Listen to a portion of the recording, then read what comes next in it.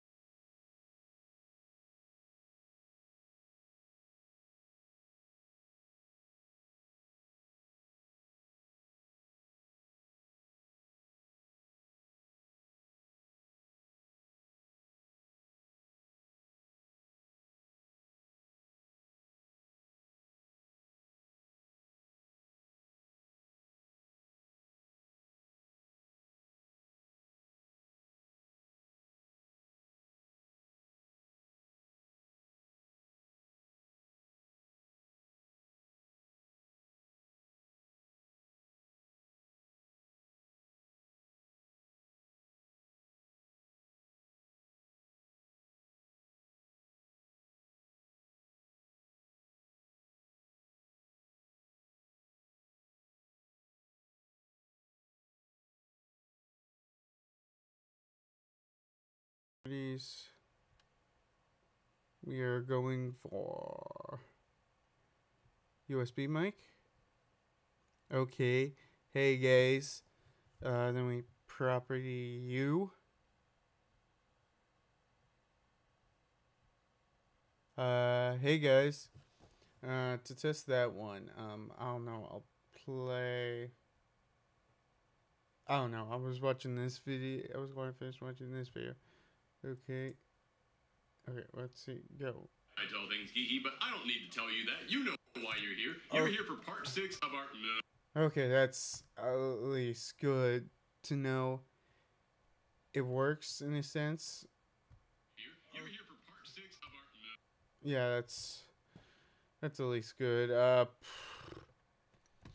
How I feel about doing goddamn nothing. I'm not dropping frames at least. Yeah. Since we're here, what should I do? No one's here to answer my lonely, barren calls. Fusion The ball's not working right now, so I don't know what to do.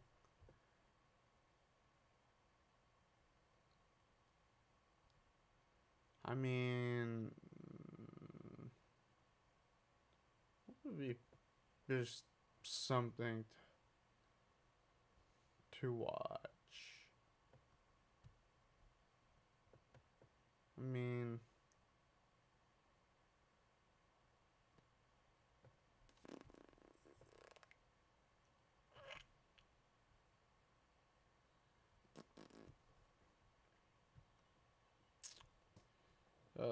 let's just check what's out.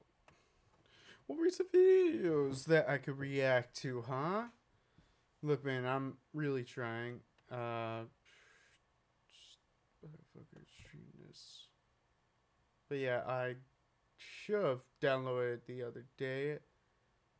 What would be something that I would like to?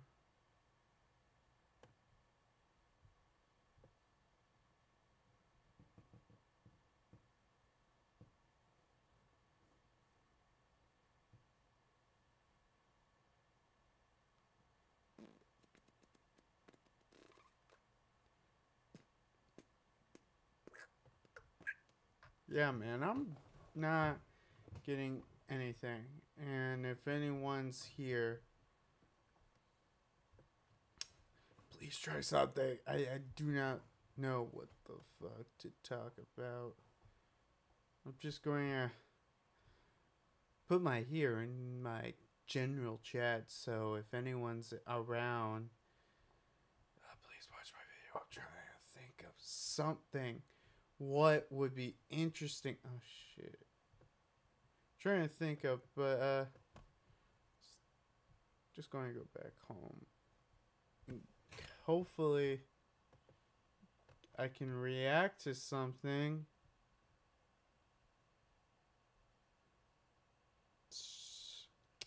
Well, since Halloween is coming up, I might as well.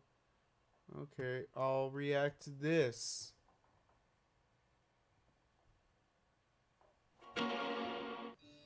The day our hometown burned. That was the day we enlisted. If it doesn't sound good, please tell me. We had something to believe in. I'm going to put this down here and hope it doesn't go wrong. Yeah, what to watch during Halloween. What's going on, everybody, and happy Halloween. In this video, I'm going to be going over my top 10 movies to watch on Halloween. Now, before I even get into my list, don't twist my words. This is not like the ranking of which movies are the best. These are not in order of which ones I like more. These are just in an order of which ones I have the most desire to watch on October 31st. So that is how this ranking is going. So if you see something above, something down here, and you're like, wait a minute, this movie is way better, that's not how I'm doing this ranking. This is just my desire to watch it on Halloween. So now that that's out the way, let's kick it off with number 10, a movie that's probably much higher on most people's list, but a movie that I did not grow up with, and that is The Nightmare Before Christmas. One of Tim Burton's most hailed movies, and if you've watched me for any period of time, you know that Tim Burton is among my least favorite directors. The dude's style just does not fit me. Most of the movies, like far majority of his movies that I've seen, I just don't like. Even the ones that everybody loves and puts in their top 10 of all time. But this movie is interesting because it's a movie I can watch with my kids. I actually didn't even watch it for the first time until me and Holly got together, and I wanted something to watch with the kids, so I went and bought it on Blu-ray. And the interesting thing about this movie is it's a good Halloween movie, and it's also a good Christmas movie. It tells the story of Jack Skellington, where he basically is the king of Halloween.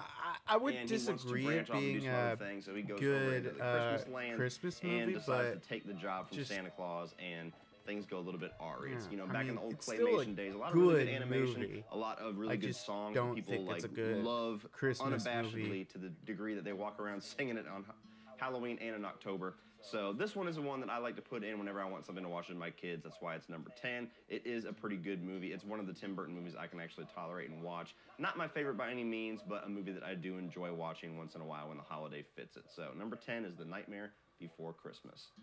Number 9 is Halloween 4, The Return of Michael Myers. Now, this is the one that has a very Halloween feel as far as the holiday itself. The opening of the movie is probably the most Halloween setting, cinematography, set design in the entire franchise, to be honest. You know, maybe Halloween 3 has a few more, but Halloween 4, the way it opens, you really feel the holiday of Halloween throughout the movie, and it's a pretty good Michael Myers movie. It's never been my favorite. I didn't grow up with this movie, was so the watching movie it in after Halloween 2017, 3, the weaknesses show more where than the they strengths wanted to to me, make but Halloween an I enjoy anthology, it. but Of course, you can't go wrong with a Halloween movie on Halloween, and this one I do enjoy just because it has that feeling of Halloween, and it's got some pretty damn good kills and a pretty wicked ending. So, number 9 is Halloween 4, The Return of Michael Myers. Number 8 is a movie that you should all be familiar with, and if you're not, the Blu-ray is cheap, so familiarize yourself. Idle Hands. Now, most people don't think of this as a Halloween movie, but the entire movie centers around the Halloween holiday because, I mean, you got decorations have not everywhere. watched it, surrounds so the my Halloween opinions dance at don't high matter. school. And this is one of my favorite horror comedies. This is back in like the late 90s, early time with the character played by Devon Sawa. He's the murderer, but he has no idea he's doing any of this stuff because his hand is doing it without his knowledge. So he chops off his hand about a third of the way through the movie, and now him and his friends are trying to chase down this hand while the hand is actually going through and murdering everybody. So it's a cool little horror comedy slasher movie. A lot of really good humor. You got Seth Green in there. I forget the guy's name, but the guy who plays in the Mighty Ducks movies, and he also plays in Daredevil, playing Foggy right now. Always liked him. You have very, very early Jessica Alba and all of her greatness. So I really love this movie, and it does have a very Halloween feel to it. So it's a very enjoyable, fun, and pretty bloody slasher movie. Check it out if you haven't seen it. Idle Hands is number 8. Number 7, moving back to the Halloween franchise, is Halloween 2, the original Halloween 2, not the Rob Zombie one. This one, again... I don't know. I just... Maybe this isn't a really good video to react to. The more I think about it. I mean, you know what? I'll react to a cheese souffle. How about that, Chef Johns? Hey guys, where are the cookies for the bake sale? Bake sale? Need to bake in a hurry? Use Country Crock buttery sticks with sunflower oil. There's no softening required, so baking is delicious and easy. Ooh, 15 minutes.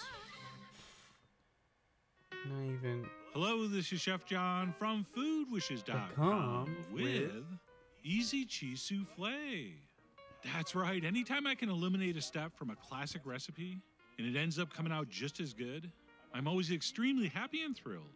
But when we can actually eliminate a step and the recipe comes out better, that is a very rare and special occasion indeed. And by the way, this technique's going to work whether you're making a savory cheese souffle or something a little bit sweeter you're going to serve for dessert, which, by the way, is the style we're doing. Isn't and because of that, the first step here is going to be to butter and sugar some ramekins. Supposed to be. And not for surprisingly, dessert? that will begin by melting some butter I thought so. and brushing it all over the inside. And I'm not sure how, but I actually remember from culinary school, I mean, they told us when we brush to always brush up the sides of the ramekin, since that will help the souffle rise straight, which could be true. I'm not sure. I've never tried it both ways and compared. I mean, But you know what? It's one of those things that sounds like it could be true. Really which is good matters, enough for but me. hey. And then what we'll do once those have been severely buttered is go ahead and scoop in some sugar. And then sort of turn the ramekin around like That this, seems letting like the a excess fall out basic as we do. Souffle. And as you'll Just see after a sugar few it up. rotations, that ramekin should be successfully sugared. And that is pretty much it for the prep on that. We'll simply place those on some kind of baking sheet and move on to our new and exciting and incredibly simple souffle batter. How which, we like make all this? souffle batter, starts by separating some eggs. And for me, the funnest and easiest way to do this is through the fingers. Just simply crack that egg in your hand, and we'll let that white slip between our fingers into one bowl. Messy. I'm and sorry, transfer man. the yolk into the other. And while it's totally fine to get a little bit of that white in the yolk bowl, please try not to get any yolk into the bowl of whites, since that's going to make whipping them up much harder. But anyway, we're going to separate 2 large eggs, and we'll set the whites aside for now and start with the yolks, to which we will add some white sugar, as well as some all-purpose flour. All-purpose flour. We will also want a little pinch of salt, as well as a few drops of everybody's favorite extract, vanilla. I mean, And then we'll continue on with a well, little at bit of least fresh these are grated all lemon things that I zest. can just have, except for Which brings us to our cheeses. a And we're gonna do 2 ramekin. different I kinds. really need to get The a first of which will be ramekin. some cream cheese. And yes, I'm using Okay, the I fancy do stuff, not which is usually slightly have drier, cream cheese but in any my brand should house, work. but And then I'm also going to toss in some grated cheddar cheese. Although any other kind of grating cheese would work. And I'll give you some options on the blog post. cheddar. And then what we'll do is take a Sounds good, I spatula and mix guess. this smooth, or at least until all the sugar and flour disappear. And believe it or not, that's going to be it for our souffle base. And by the way, if you're wondering what steps we've cut out of the traditional method, it's pretty much all of them. Since usually you have to make a roux first, and then a white sauce, and then a cheese sauce, and then let it cool, and then add your egg yolks and the rest of does the sound flavor. kind of complicated. So this really is quite a simplified method. So like I said, we'll go ahead and mix that up. And I said smooth even though it's really not smooth, since those little things that look like lumps are actually the grated cheddar. So basically we're just going to mix that until, like I said, the flour and sugar disappear. At which point we'll set that aside and move on to the second component of every souffle, the whipped egg whites. Of And for those, all we course. have to do is toss in a pinch of salt, which is a little bit for seasoning, but it also helps egg whites whip up a little bit better. As does, by the way, room temperature egg whites. So it's good we left these sitting out for a while. That's if you're And what we'll good want to do at is whip these whipping. until peaks form, but not I overly do stiff not peaks. like see Right, we want myself peaks that hold their whipping like shape, but don't egg get all whites dry and and grainy. Oh, and by the way, many souffle heavy recipes cream. add extra white here, so you get nice high souffles. it's kind of hard. But I'm not a fan of that. Because while, yes, the souffle does come out higher and possibly more impressive visually, those extra whites are actually going to dilute the flavor. Okay, air bubbles are tasteless. So I'm always going to choose flavor over inflation. Well, hey, side But boy, anyway, no matter how many would egg you like whites to you use, join my we're going to keep whisking and whisking. uninteresting stream? And in a surprisingly short amount of time, you should have some nice, beautiful peaks that look something like this. Right, you see that? They hold their shape nicely, with nice defined edges, but they're not too stiff and all dry and grainy looking. So these are looking just about perfect. And once those are set, we're ready to take a spatula and merge our two components. Huh. And the way that's done is by adding about half of our egg whites to our base. And we'll sort of fold/stir that in. I mean, And this first that addition is doesn't basically just to really lighten look the like batter. folded. So we don't have to be too gentle, Yeah. which is why I we're mean, stirring okay, it and looks like folding. yeah, it's Because what's going to happen once that first half is incorporated and our batter's been beautifully lightened, we'll go ahead and add the other half of the whites and then gently fold them in. And by fold, we simply mean going underneath or along the side and bringing some of that batter up and over the top. And we'll continue doing that until 95% of those whites have been mixed in. Okay, because a little bit's going to mix in as we transfer this into the ramekins. So we'll continue gently and thoughtfully folding those whites in until our mixture looks something like this. And then once that's been accomplished, we'll go ahead and carefully transfer that into our ramekins. And ideally, we're filling these up just to where that lip starts around the top. Although, if you did a better job of folding your whites in than I did, and you have a little extra batter, you could probably go ahead and fill these up a little higher and see what happens. And then once Okay. our batter's transferred in, some people like to grate some cheese on top, but I don't. I guess I'm afraid of the extra weight. But if you want to add some, go ahead. I I mean, mean, you are, after all, the HR puffin stuff. it's of kind of stuff that what puffs. I do with mac and But cheese. either way, Just once those are finish it off filled, with extra cheese or not, just some cheese. get ready to transfer on into the top. center of a 400-degree oven for about 12 minutes or so, or until beautifully puffed and browned, and looking a little something like this. Check it out. And as with all souffles, if you want the oohs and ahs from your guests, make sure they're in the kitchen when these come out, because they do deflate relatively quickly. And also, you really do want to serve these right away. Right? If you let them sit around while you take a bunch of pictures like I did, they actually will continue to cook in that hot ramekin. Although, as you're about to see, mine were still pretty good. And by pretty good, I mean awesome. So let me grab a spoon and dig in. Oops. There we go. And ultimately, what we're trying to achieve here is something that has a feather-light texture while still maintaining an intense, non-diluted, cheesy flavor. And that's exactly what I'm enjoying here. Okay, I can barely feel any weight on that spoon. And yet that punch of flavor is that of something much more dense. Well, at least and it much does heavier. look pretty good. And since we didn't I use mean, a I'm not a roux-based cook white sauce, culinary, but yeah, I think those it flavors does come through even more look pronounced. good. I So mean, like I said in the intro, even though we I cut don't out a step know. or two, I believe the mean, final since product's no one's even better here, than the traditional I method. can't ask if So you this want really me to did make come out it. quite well. Even though, according to the French, we horribly overcooked this. And that's because it's totally set, and none of the batter is still runny. Right? One of my favorite all-time French food sayings is that a properly prepared souffle makes its own sauce. Right? So here's one we cooked a minute less, as well as we'll serve right away without letting it sit. And what happens when you intentionally undercook a cheese souffle a little bit? A certain percentage of the batter stays liquefied and basically acts as a delicious, delicious cheese sauce. And by the way, if you're wondering if this is safe, I sure hope so. A lot of people watch these videos. But according to a couple thousand years of anecdotal evidence from France, you should be fine. And even though I showed you the non-French version first, to me this is really the way you want to enjoy this. Oh, don't get me wrong, it's great the other way. It's just not quite as mind-blowing than if you make it this way. So, incredibly simple recipe and technique. I mean, but I do want you to play around a little bit with baking times to dial in that perfect texture for your personal taste. What the hell am I talking to myself? But anyway, that's it. My new and improved method for making cheese souffle. It's faster, it's easier, and it tastes better. But other than that, no major improvements. So I really do hope you give this a try soon. Head over to foodwishes.com for all the ingredient amounts and more info as usual. I wonder if that got picked up on the mic. Enjoy.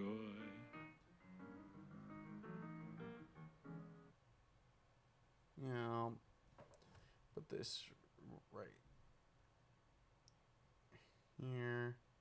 Nothing on the mic. You know what? Screw this. We're going to turn this into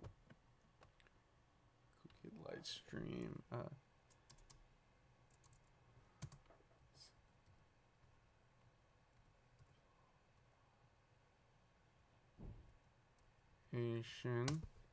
Yeah, I'm civilization. Wait, 5 or 6. I own. I should probably put it right. Okay. I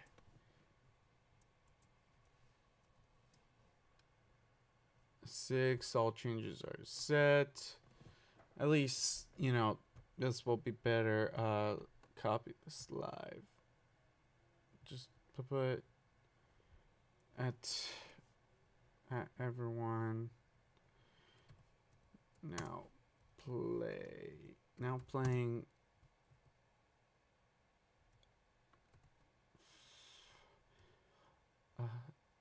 Station.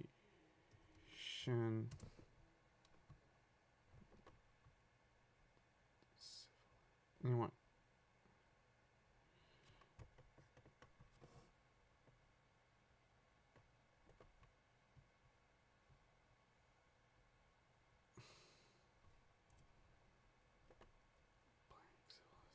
Six. Go to you. And unfortunately, I won't be able to copy. Go to you.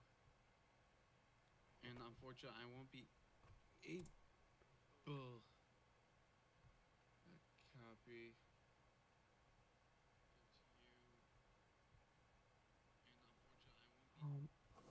Yeah, but now I will be playing Civilization. Let me just, where are you, Civilization?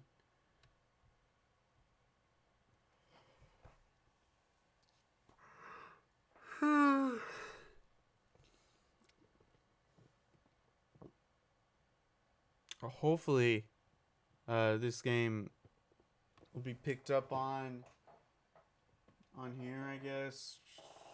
Fucking hopes. Hope is all we can do.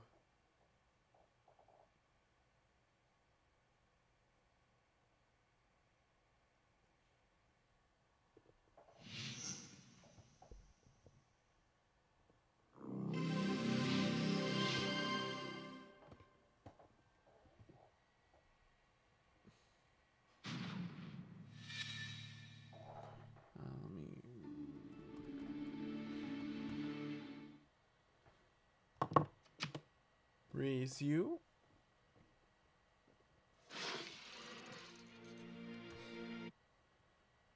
Okay, let's check.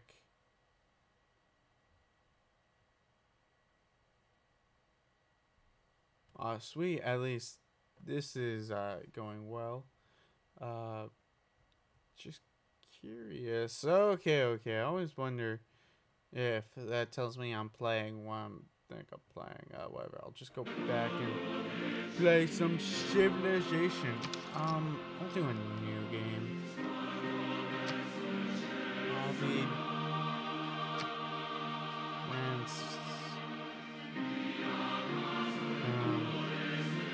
you know what? I'll be a lore ward.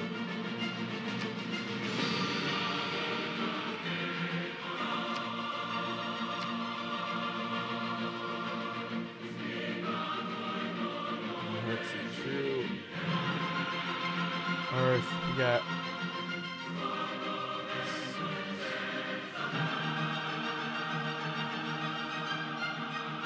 Oh man, I'm shuffling.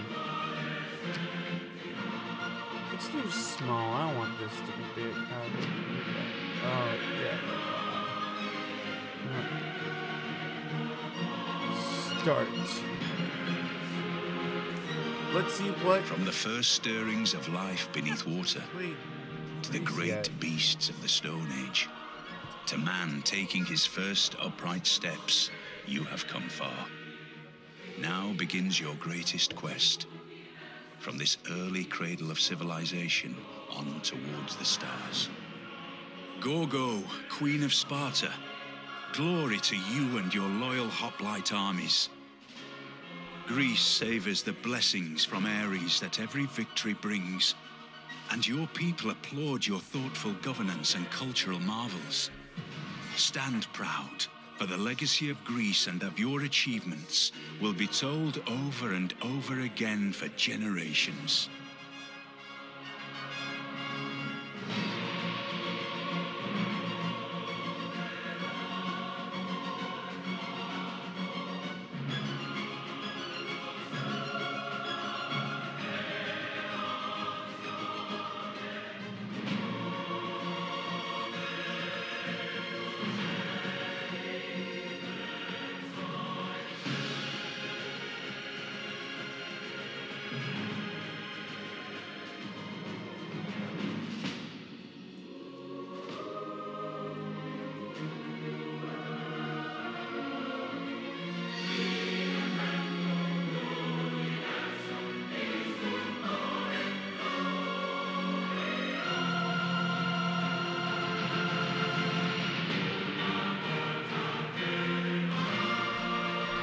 Yeah, sorry guys, I've been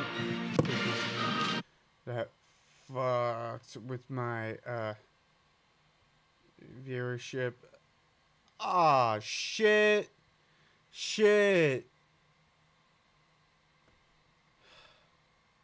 Yep, we had a total of 2 viewers, and I fucked that up.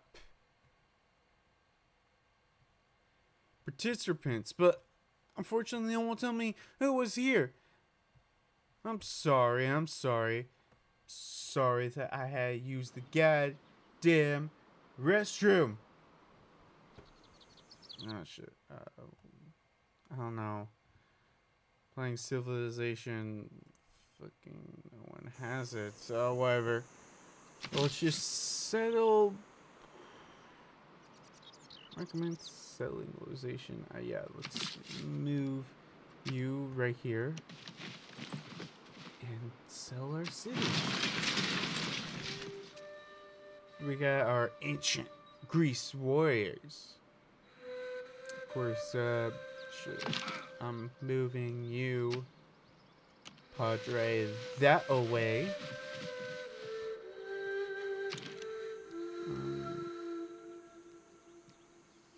Let's see.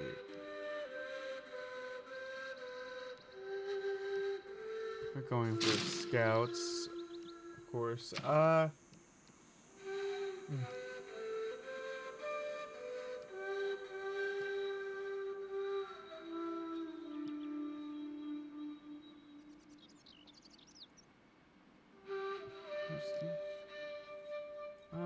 Let's do animals since we got some animals here. Okay, next turn. So we do not know how many nations are against us. I think I can find that out, but nah.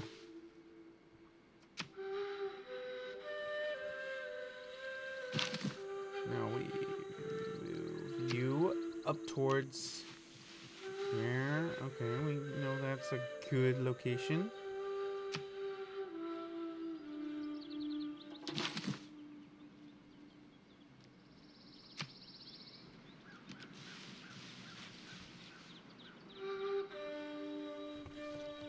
Yeah, but I would like to try to, need more.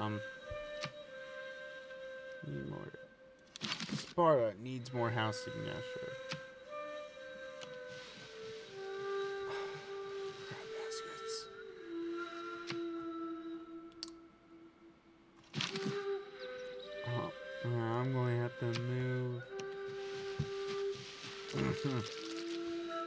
is right over here.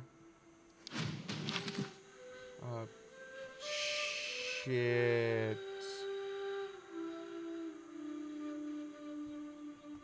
Okay, you guys need to move, like, right now.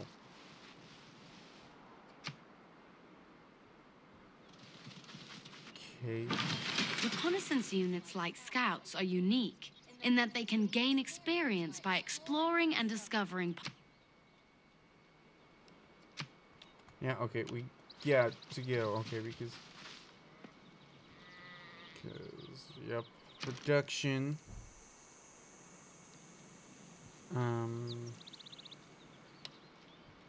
Settlers. Yeah, I'm just going to build builder for whenever.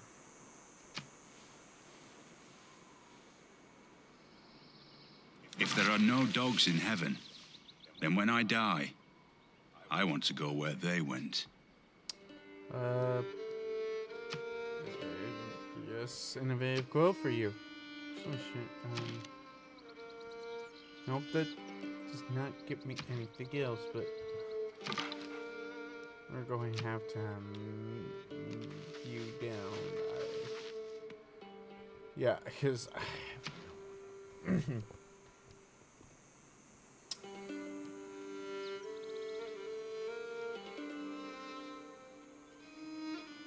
fortunately, I do not.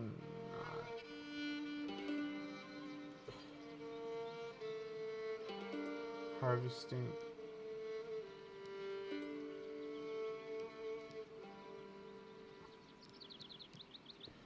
I'll do pottery at least.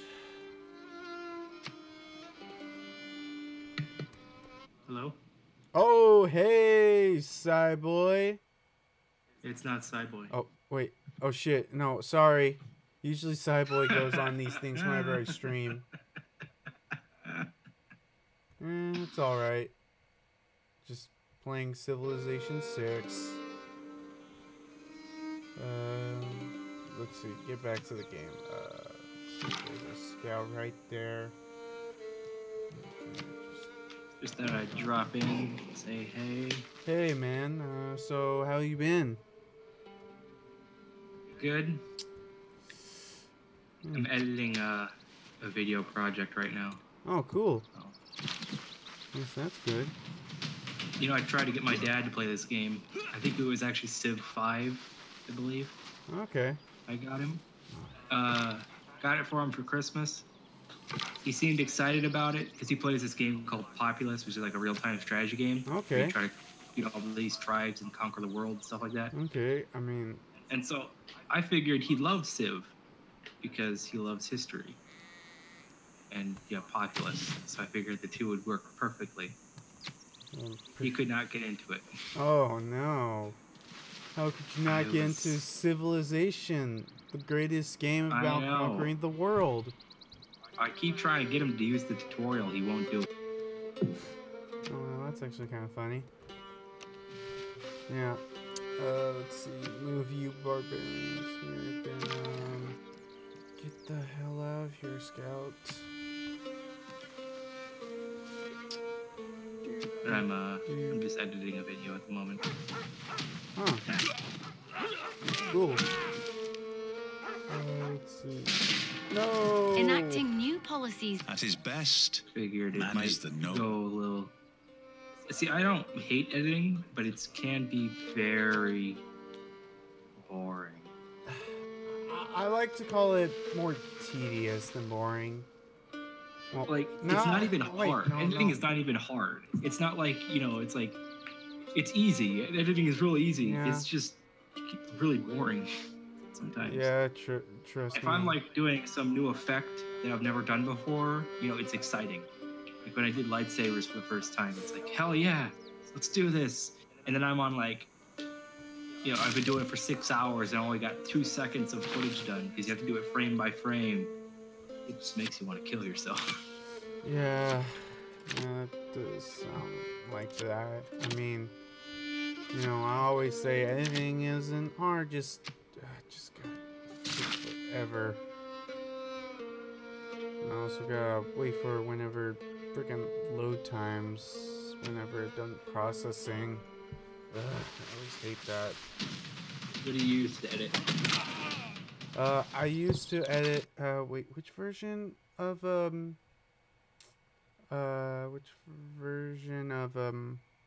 Sony, Movie Maker I Vegas? use? Sony I Vegas? use, version 13. I mean, even though I can definitely tell you that, which one I'm thinking about, Premiere? yeah, Premiere. After That Effects? one's way better. I tried it. I love Premiere. They're very similar. I mean, all editing software is similar. Yeah. But what I like about Adobe is that all the Adobe suite mixes together. Yeah. So, like, I like that feature that you can right-click on an audio track and open it up in Audition, and then you make a change in Audition, and it changes in your video just automatically. I love that feature. Yeah. It's just... I just kind of hate how Adobe is like, you have to pay a monthly fee, man. Yep. It used to be that you could pay for it, but then they realized they can make way more money. Yeah, I'm just... charging companies month to month for multiple licenses. No man ever wetted clay. So, yeah, that's why I'm now Yo-ho, using my friend. freaking Movie Maker. I gotta upgrade to Sony Vegas eventually. At least when I do that, I'll make everything way easier. Oh, shit. Yep, I think I might have killed myself. Hopefully this doesn't kill me any longer. I haven't played much Civ. I have no idea what the hell's happening. Well, yeah, I think I just killed all my soldiers now, and I just started the game, so I don't have that much money to just instantly buy soldiers. So, yeah, I'm just kind of screwed right now. What the heck's going on with your webcam? Oh, Like fog. wait, let me check it. Is it good? Oh, it's just my lighting. I could always fix it. Use my light for my room instead. How does that look? Oh wait, yeah. There's a stupid delay on YouTube, so just wait. All right, let's see here. Coming back. Yeah, that looks better. Before it looked like you were in a big haze. Yeah, so yeah, at least I know never ever use my little stupid was it a desk light that I only use it whenever it's really that dark. Okay, back to my game to see how much of a failure I'll become. Please, I hope this doesn't get too bad. Oh shit, yeah, I'm fucking screwed. Not even met anything. Oh well. Please, oh shit. Please.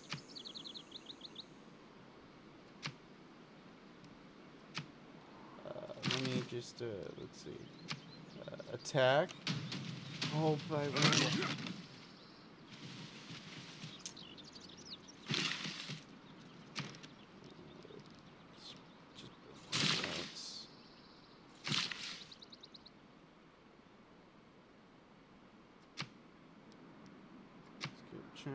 skip, please. Oh, no. Skip. Warrior up. Oh, wait. Maybe I will at least make a dent in this game somewhere.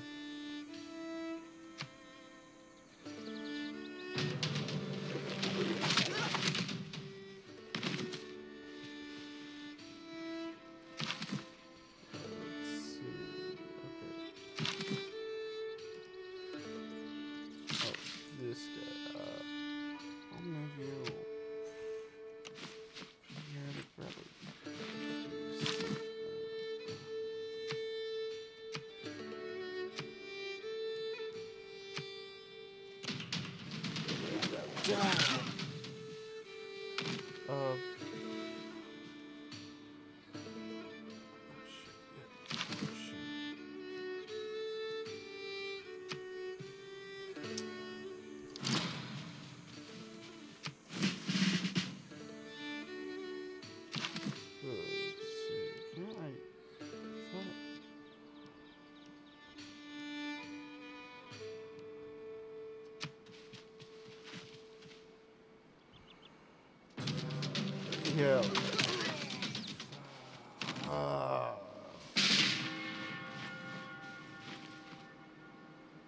Yep, continuing to die.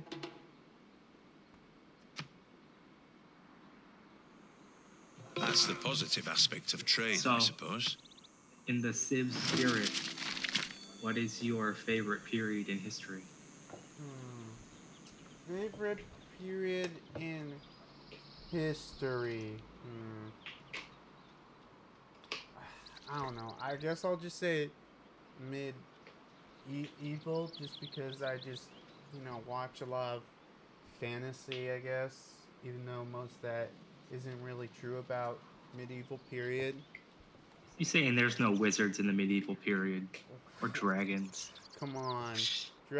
We obviously know dragons exist. Wizards Everybody, are false. dude, you got to read that best-selling. You ever seen that best-selling documentary, Lord of the Rings? Come on, man. Actually, I haven't actually watched Lord of the Rings. I think I bought it like over half a year ago on Blu-ray. I still haven't watched it.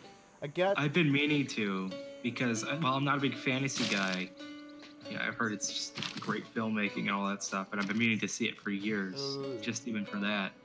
Well, I mean, okay, I've technically only watched the first 20 minutes of Lord of the Rings. I thought, yeah, it's a pretty good film. It'll probably be also pretty good once I eventually finish it. Yeah, so... My favorite period in history is the early imperial period in ancient Rome. Just crazy shit going down. Yeah. That definitely sounds like something. Julius Caesar, his assassination, the rise of Octavian, civil wars, murder, and just crazy stuff. Wow, crazy stuff, man. It's almost whole fate of the whole history of the continent decided in like a 50-year time span. Just crazy. Yeah. They could make a show about this entire period. Wait. Oh, they did. They tried. I shot an arrow into the air. They made HBO's Rome back in about 2006 or so. Oh. It got canned in the second season. So they had to rush everything to fit 5 seasons of stuff in a second season. Yeah. It shows. It's a very good show, and it's not because it got canceled because it was bad. It got canceled because at the time it was the most expensive show in the world at the time. Like a budget of $500 million or something like that. Okay. Wait, what's the show called again? Rome, by HBO. Rome.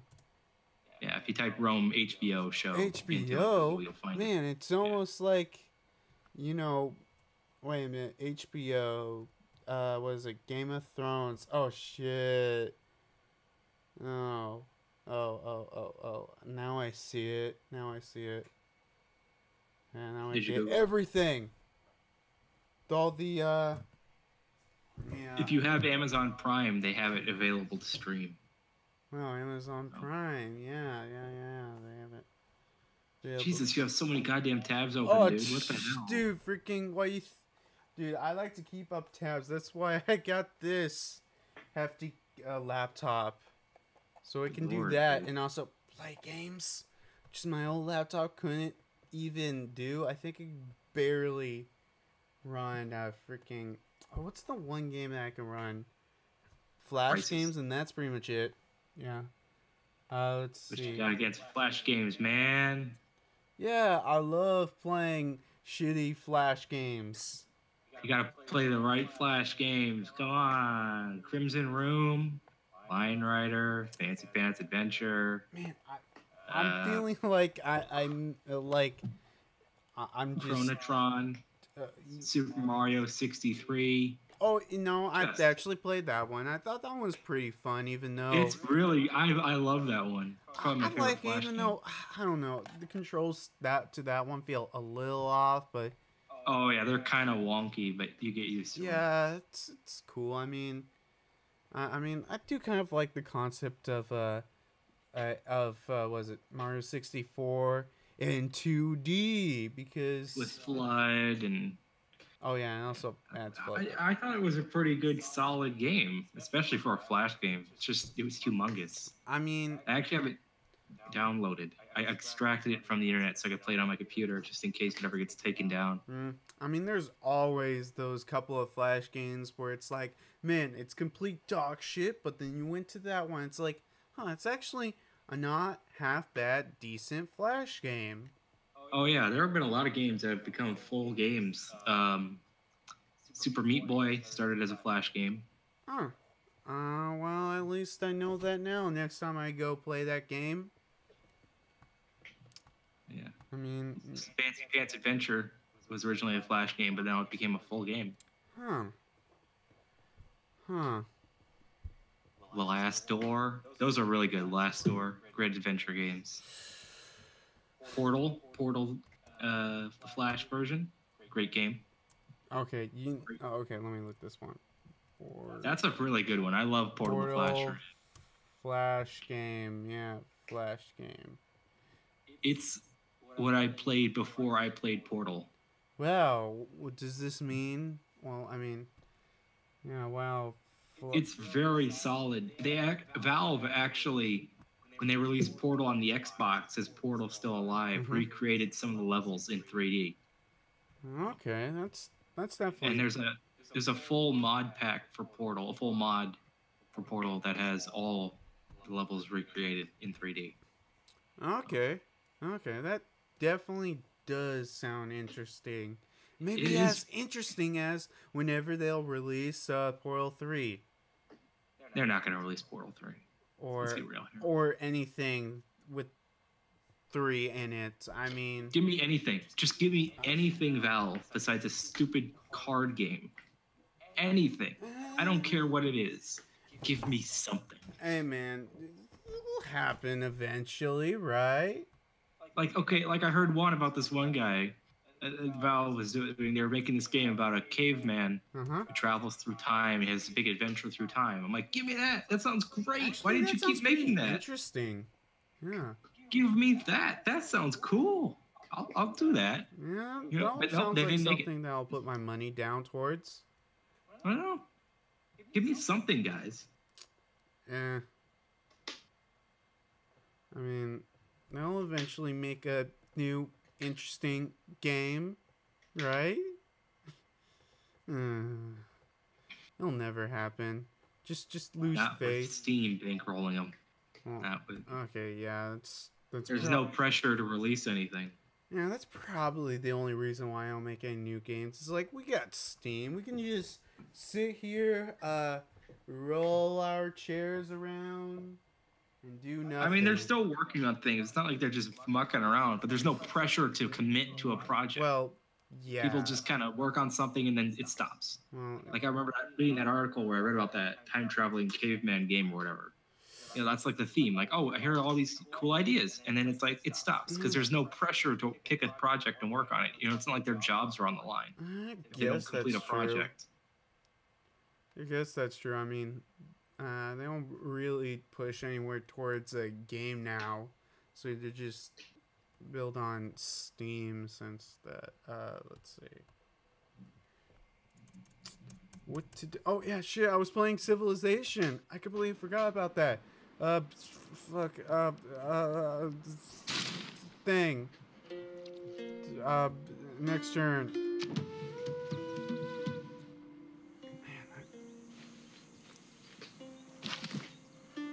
Wait, I'm just curious. How freaking delayed is the YouTube stream? It's like a 10-second delay. It's still a delay. I kind of do hate that. Oh, there's like, you have to deal with like compression and like all that other stuff. Like, I hear it's like way better on Twitch. I might just. Twitch it might be a little bit better, but there's still gonna be a delay. Yeah, I mean, I'm fine with the delay, but if it's better on Twitch, then I just rather do that. Come back here, you stupid builders! I'll kill you. Stop running away. Ooh, wait, ooh, what's this?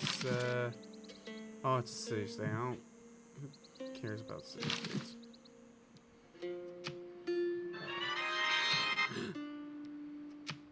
Did you get the... Oh, whatever it is. Are you playing anything, man? What? What was that noise? Like, it was the Zelda noise. Are you playing anything, or just messing around with sounds? That was my text message. Oh. Wow, at least you have way better, I guess text messaging, sounds better than mine. It's just, now let's get back to the game, and, let's see. Let's go next turn. Civilization.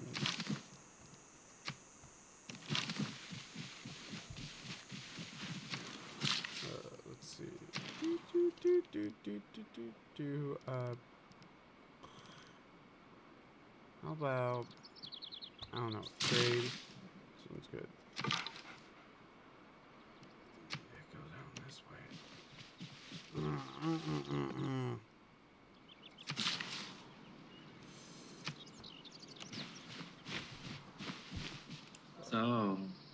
So, how, on a scale of 1 to very nervous, how nervous are you about this new Netflix or Avatar Netflix series? I mean, honestly, when you find yourself in a hole, quit digging. Okay, let's see.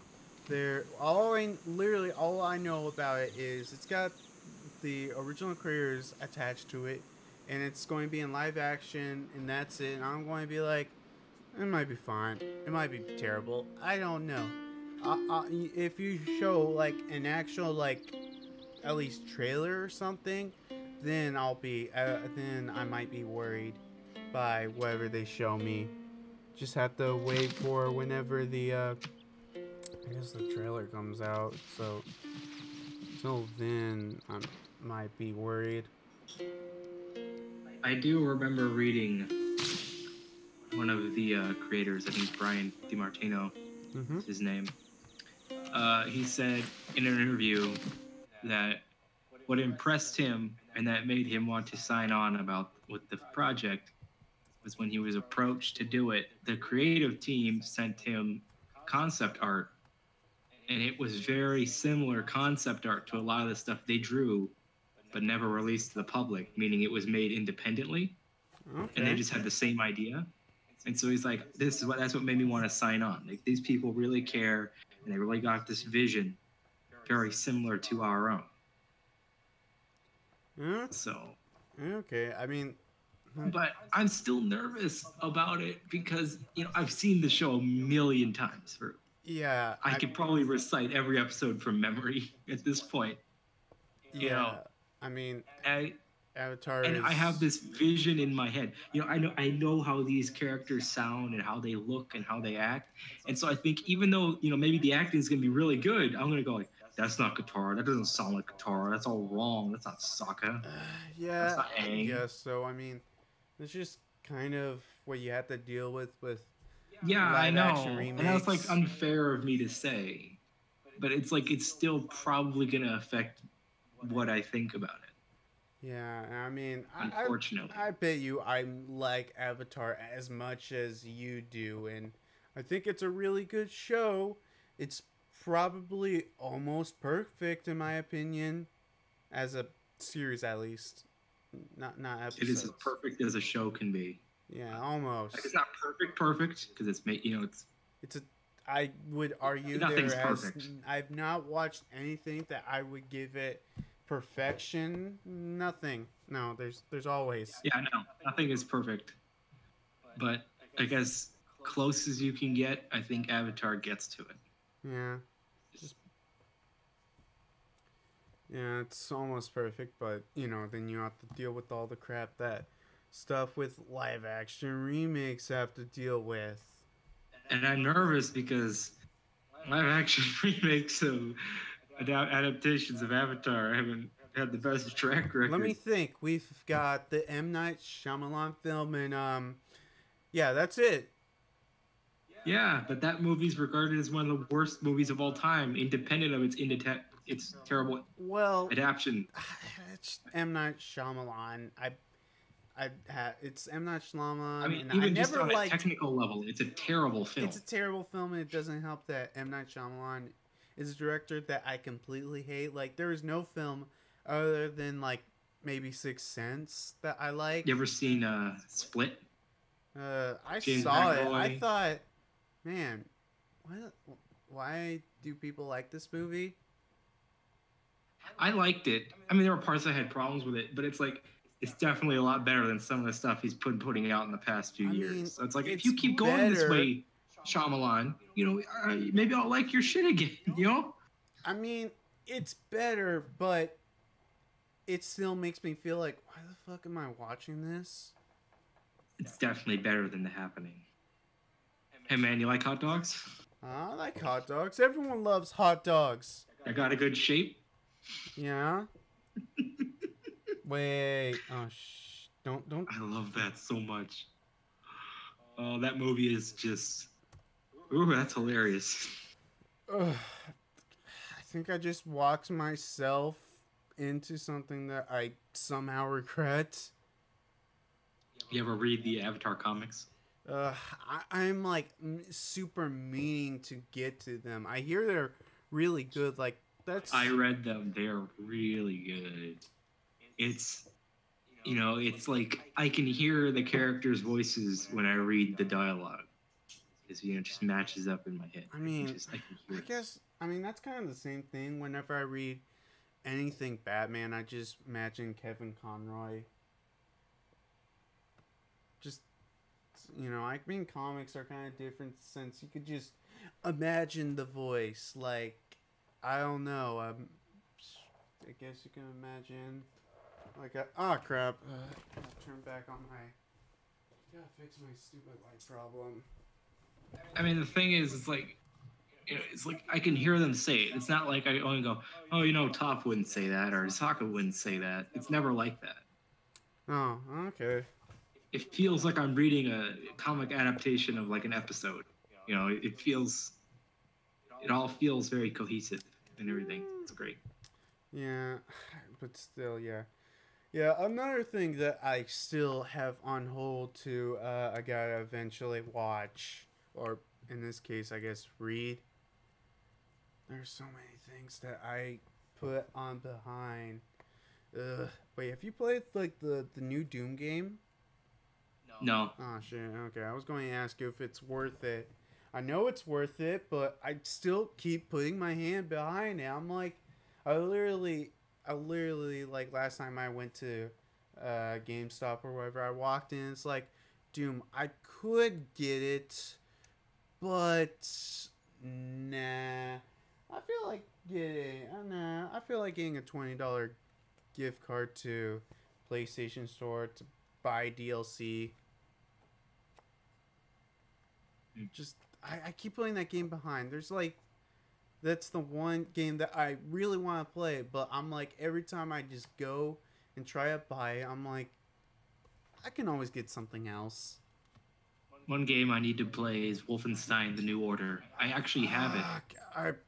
I have it. I got it on a deep sale a few years ago for like $8, and but my computer can't run it. Oh, cool. So it's just sitting there in my Steam library. Taunting me. Of course, just. And the reason I want to play that one first because it's made by the same people who made the new Doom game. Yeah, I figure if I like Wolfenstein: The New Order, I'll probably like the new Doom too. Yeah. So. Just one's better. I mean, same kind of gunplay. So you know. Yeah, but like same kind of fast-paced kinetic gunplay. Doom way more fast-paced and all about it's true. The fuck out of everything. It's kind of similar still.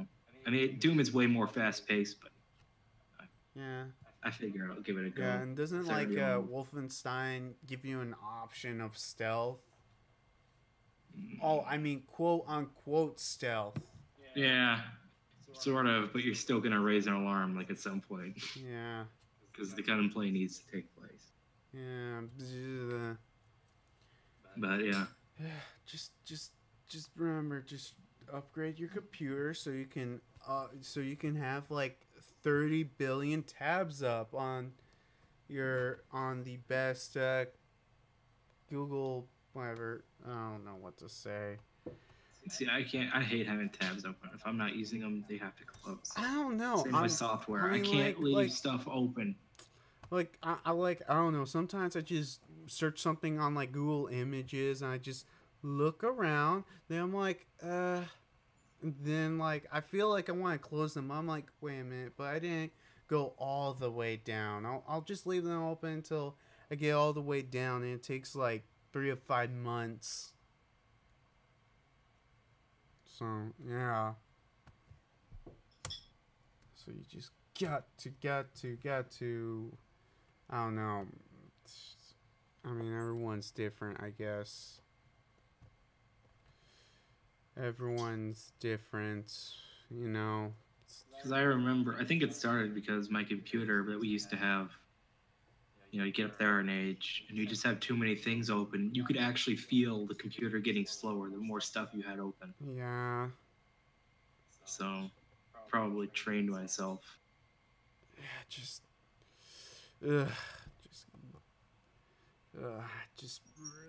thank God I got this new one. It just makes me so happy. I don't have to deal with all the bullcrap that I had to deal with my old computer. It wasn't even a good one anyway. Man, what to do? Oh yeah, I'm playing still. I'll just save this. Play it later. Yeah, save game. I do hope, though, in this new Avatar series, you know, maybe they do things that Nick wouldn't let them do.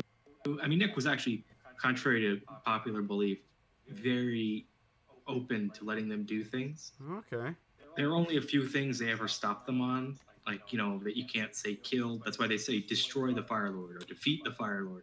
They rarely ever say kill the Fire Lord. Yeah, I mean, I've really never gone about that on children's television network. They're like, you can't say the word kill. I mean, or, you know, like when Jet died, it was kind of unclear if he died or not. Yeah. Maybe do something a little different with that. You know. But overall, they need to change though. I guess so. I mean, but maybe honestly, I don't want them to remake the show. I kind of want to just do this. You know, do something new. Give me a new show in the Avatar world. That'd be cool. Because then you'd avoid comparisons with the original series. You know, don't do Korra either, because I wouldn't have comparisons with that one. Maybe give me something that's entirely new. I feel like cool. Korra does not need to be remade whatsoever. Because I'm not going to lie, I think a remake of that show would ruin it even more. If they're going to redo it, I want them to redo it. Like, I want them to fix everything that went wrong the first time. I mean, well, I do feel like Korra does have the problem of it not being, like, Avatar has, like, a singular main straight-up villain, while Korra is like, yeah, let's just change the villain every season. Well, you got to remember why they did that. Because Korra originally was supposed to be 12 episodes. Oh, yeah. Just one. It was just supposed to be a mini-series, and that's it. So then they finish the episodes, they start airing them, and then they go, okay, hey, guys. They had all the episodes done before they aired them, you know, because they take like a year to make. Yeah. They had them all being made at the same time. So then they're releasing them, and Nick goes, hey, guys, the numbers on Korra are doing very well. You want to make another season? And that's pretty much what happened every single time. Yeah. They were releasing a season. You know, they'd make it, and then afterward, they'd find out they're getting another one. So, I feel like that's where a lot of the problems with Korra come from. Yeah, I guess. But that's like out of their control. They can't do anything about that. Yeah, I guess you do got that point. You just have to. So if they're gonna redo it, you know, fix a lot of that. Another thing one thing I actually really like about Korra is Tenzin's character. Oh man, I love his character. I love that him and his family are the only airbenders left. You know, like the world has moved on from this war. There's peace and prosperity, but there's still no airbenders, and it's like a scar on the world. There are only 4 airbenders left. It's a reminder of this genocide from long ago. And you know, he's balancing all this responsibility of being one of the only airbenders and carrying on his father's legacy and his culture. And it's just like, it's great. I like him as a character. I wish the whole show should have been about him. Honestly, I would have loved that. Yeah. I mean, well, that's until season 3. So, yeah. Yeah, I do have to admit. One thing that also bugged me is I mean, I understand why the whole other breed of sky bison thing. Oh yeah. It felt like such a cop out. I mean, I remember seeing an interview where the creators say that Appa is the last air bison ever. Sky bison. But hey, let's just forget what we said and do something else. I mean, it just felt a little silly. And it's like, here, we got these slightly redesigned Appas running around. Okay, whatever. It's really whatever. I mean, you gotta deal with these stupid companies wanting to do these things. I mean, no, wait. Was it? I don't think. Wait, how much involvement did actually Nick have in Korra? A lot, actually. Oh, okay, that fucking explains everything. They were very opposed to making her a girl because they thought boys wouldn't watch the series. Yeah, I mean, I've honestly never gotten that dilemma. I mean, like, I don't know. It's not like I watch Powerpuff Girls or something, where it's a show with the main cast being all girls. I mean, yeah, actually, when they showed it to test audience, the boys didn't care that she was a girl. They just thought she was cool. So yeah, it's just a bunch of studio executives being stupid. Yeah, it's kind of just dumb and stupid. Like I actually found out that the show Young Justice. Never seen it. Oh, but I know what you're talking about. Yeah, but like, okay, I apparently found out the reason why they canceled that show in the first place was because girls were watching that show more than boys, and they thought, wait a minute, we can't sell action figures to girls. They'll never buy that. Ridiculous. But they liked the show. Yeah. More girls were watching that than boys, so they were like, nah, we can't sell them toys. Well, I mean, it was back when Nick fought Korra a lot. They did not like a lot of the stuff they were trying to do. They shut down a lot of stuff. Yeah, it's just... Yeah, you just have to... Guess that's what happens. So yeah, if they are going to redo Korra, I'd like to see their original vision, you know. When you put it that way, yeah, I probably actually changed my mind. I want to see Korra better.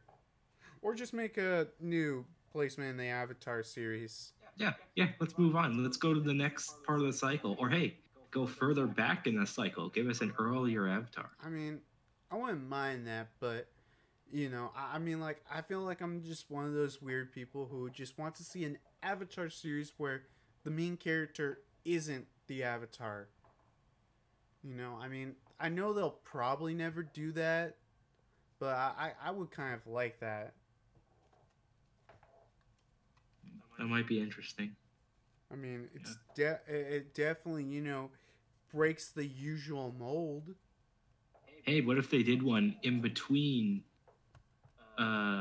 the genocide, the air nomad genocide, and Aang coming back, you know. Okay. So you have the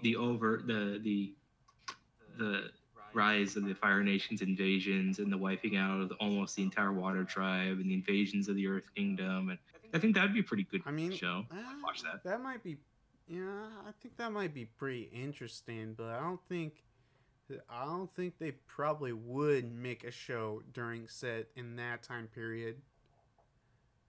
Just kind of really don't see them like putting any reason like, yeah, we'll do it during the period with no Avatar and it's all about the slaughtering and invasions and stuff. Just don't see that. Who knows?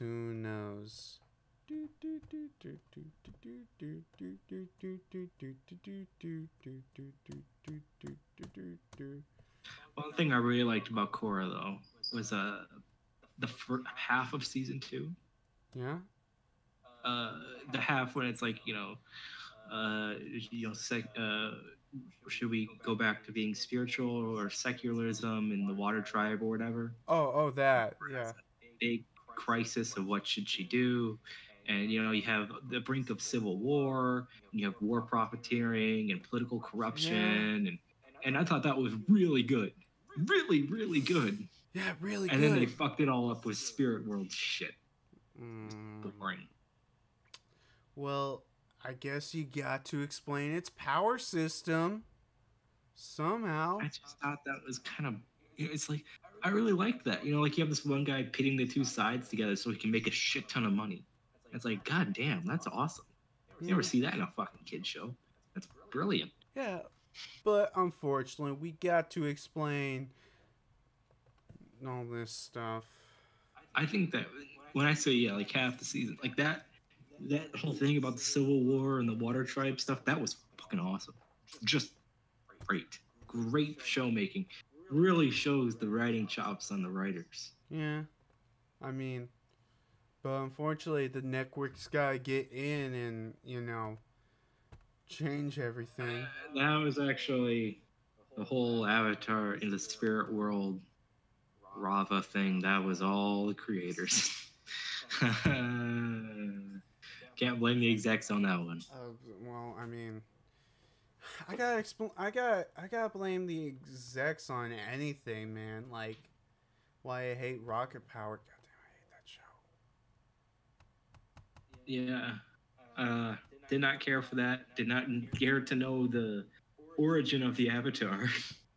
I mean, yeah, I guess. I mean, I don't really see that working in like, I don't know. I mean, like in like a TV show form. If that was in a comic book, I think it would be perfectly fine. I don't even want to know. It's like the Avatar is like, it's like something that has existed like forever. It's like so long that no one remembers. It's just always been. What? Don't you want to know how the Avatar system works? What's its origin? No, it's like this mysterious thing that's just always been. It's like it's something so long that time has forgotten. Come on, what's next? You're going to tell me you don't want to learn how Cyclops' beams are a portal to a punch dimension or whatever? See, that's so stupid. The man shoots lasers from his eyes. You don't need to make it more fucking complicated. Yes, even though, to be honest, that information technically come from a guidebook. And it's not like they retconned it, but they don't explicitly say that out loud. God, it's just... See, I mean, that's why you don't need to explain the magic. It's like what Lucas did in episode 1 with the whole midi-chlorians shit. Oh, episode 1, never heard of it. We don't need to know the origin of the Force. It's just something, it's this mysterious, magical thing, I guess I don't need to know where, just because I go, I wonder what the thing is. You don't need to go, oh, well, actually, it's because, no. Let me speculate, Don't actually say anything. Freaking Star Wars. But hey, is Star Wars currently dead now? No. It's not happening. I know, even though it seems like it's in a little dead zone right now.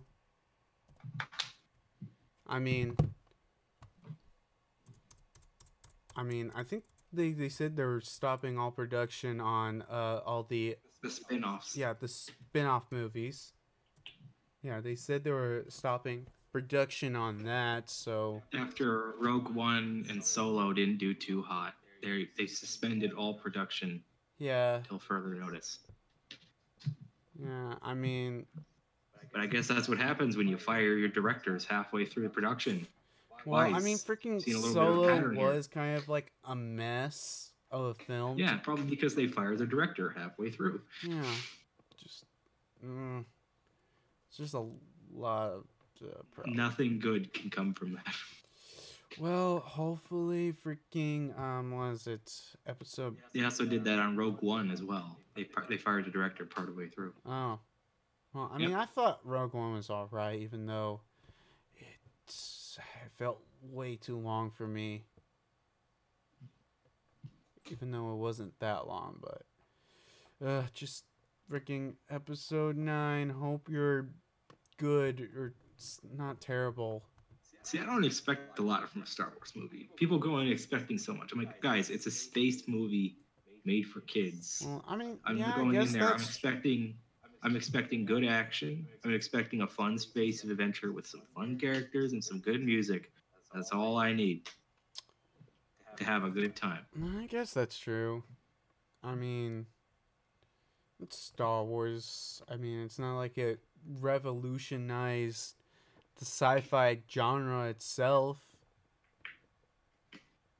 Yeah, Star Wars was so good. Some people called it the death of cinema.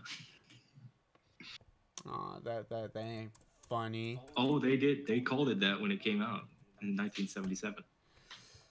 Well, 1977, man, it makes you think how far back, like, that stuff really came out. It's like, you think of Star Wars, but you don't realize how far, like, how old this film is until you actually, see it, I guess. Or at least know its date when it was released. Yeah, I mean, the reason people said that is because, well, with the exception of Jaws, when movies came out, they didn't make a lot of money. They probably made back what they put into it, plus a little extra. Everyone got paid and they went home. You got paid. You didn't make $1 billion on a movie. You didn't become a billionaire because you made a movie. And then Jaws came out, and that was the first blockbuster. And then Star Wars came out a year later. Yeah. I made like millions of dollars. Made George Lucas richer than God, basically. Yeah, it's not like he'll be forever rich because of merchandising. So, I mean... Yeah, because I read somewhere that I think he made a deal where I think, well, no, wait, not George Lucas. I forgot who was it, but I think it was Steven Spielberg, I think. I forgot who, but he said Star Wars would never become popular, so because of that, yeah, they made a deal where he would get like, I think like 40% of the profit. No. See, what happened was Spielberg was making Close Encounters, Third Kind, at the same time Star Wars was being made. Okay. And so they were talking about it, and George said, I'm really worried about this Star Wars picture. I don't think it'll be very big. And Steven was like, oh no, man, it's gonna be great. Everyone's gonna love it. And then George's like, no. Your Close Encounters is going to be way bigger than mine. And Steven Spielberg was like, no. Star Wars is going to be big. People are going to remember that. No one's going to remember Close Encounters. And then they're like, okay, fine. I'll trade you 1%. Give you 1% of Star Wars. And then Steven Spielberg said, okay, I'll give you 1% of Close Encounters profit. And then they gross revenue. And then, so yeah. I wonder which made more money. Oh yeah, I think Steven Spielberg made out like a bandit, even though it's just 1%. That's a lot of money. I mean, it's freaking Star Wars. Man. Although Close Encounters did very well. Yeah, that's true. I mean, the only reason John Williams lost for the score to Close Encounters at the Oscars is because he beat himself with Star Wars. It's the freaking Oscars. When are you going to die, Oscars? When? I actually really like Jaws. I think it's a really good movie, especially when they're out on the boat. I mean, just great. You're implying that people say it's not a good movie? See, a lot of people like talk about it and they're like, oh, you know, it's Jaws, whatever. You know, I think it's a pretty good movie. I would say it's a pretty good movie. I mean, there's a reason everybody went to go see this damn movie. And you know, it's persisted in pop culture. Yeah. For this long.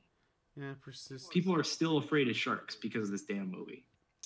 Well, that is true, and has gave us a ton of crappy, low-budget shark movies. That is its biggest legacy. Yeah. I like Jaws a lot. Like when they're out on the boat and they're just having that conversation over dinner. Yeah. It's great. I love that scene. Jaws, the classic movie that also put Steven Spielberg on the face of Hollywood. Yeah. I mean, also I'm still mad they took out the Jaws ride in Universal. Just why did they take it out when I had to go there that one and only time? But at least I can forget about sequels. They were never any good. Let's see. What can I... Classic... But yeah, so like I don't expect a lot from Star Wars. You know, people will expect it to be the greatest movie of all time. It's a good... I like Star Wars. I think they're good movies. I enjoy them. They're fun, you know? Mm. But I mean, it's not like it's deep or anything. It's just a fun movie. It's a fun space adventure. Yeah, that's all I want. Yeah, just having fun time in space. Yeah, fun time, fun characters. I don't need much more than that. What more do you need, really? I mean, come on. I mean, if you're really looking for more, maybe you should read some of the comic books or novels that are in the Legends canon. Because if you really are that desperate for looking something like that, you can just look over there. Because there are some really good comic books that will never be canon because of Disney. One thing I really love about Star Wars is that people that claim to be big Star Wars fans hate like all the movies. Yeah. They hate the prequels, which those are pretty bad. But they hate 6. They sort of like 4, they like 5, and they hate all the sequels, and they hate all the spin-offs. But I'm like, I'm the biggest Star Wars fan. Like, you hate 90% of the damn series. Oh, I know. It's basically those stupid ass elite ass people who are like, nobody hates Star Wars. No one hates Star Wars. It's literally a pop culture icon. Like, you wouldn't be caught dead not knowing anything about Star Wars. I mean, I probably wouldn't be, like, if someone told me, yeah, I've never seen Star Wars, I'll probably be like, we're never talking again. No, sorry, goodbye. I had this friend. She had never seen Star Wars. Oh, fuck. And no, I think I regret what I just said. So she, but she always wanted to see it. She just never seen it. And so, my audio group, we got together and we watched Star Wars. We binged all of them, all 6. Oh shit! She loved it. Yay! We had to watch the prequels because we made a lot of, me and my friend DJ would make a lot of references to them, and she'd never get them. Stupid prequels. I don't like sand. It's coarse and rough and irritating. Dude, it's everywhere. Look, man, I'm just tired of that since, like, Like my youngest brother just says like, you know, these like prequel quotes nonstop. I'm like, oh my god, it's not funny anymore. Just can't deal with them. I do not care about the high ground. Just So you're saying it's over, Anakin?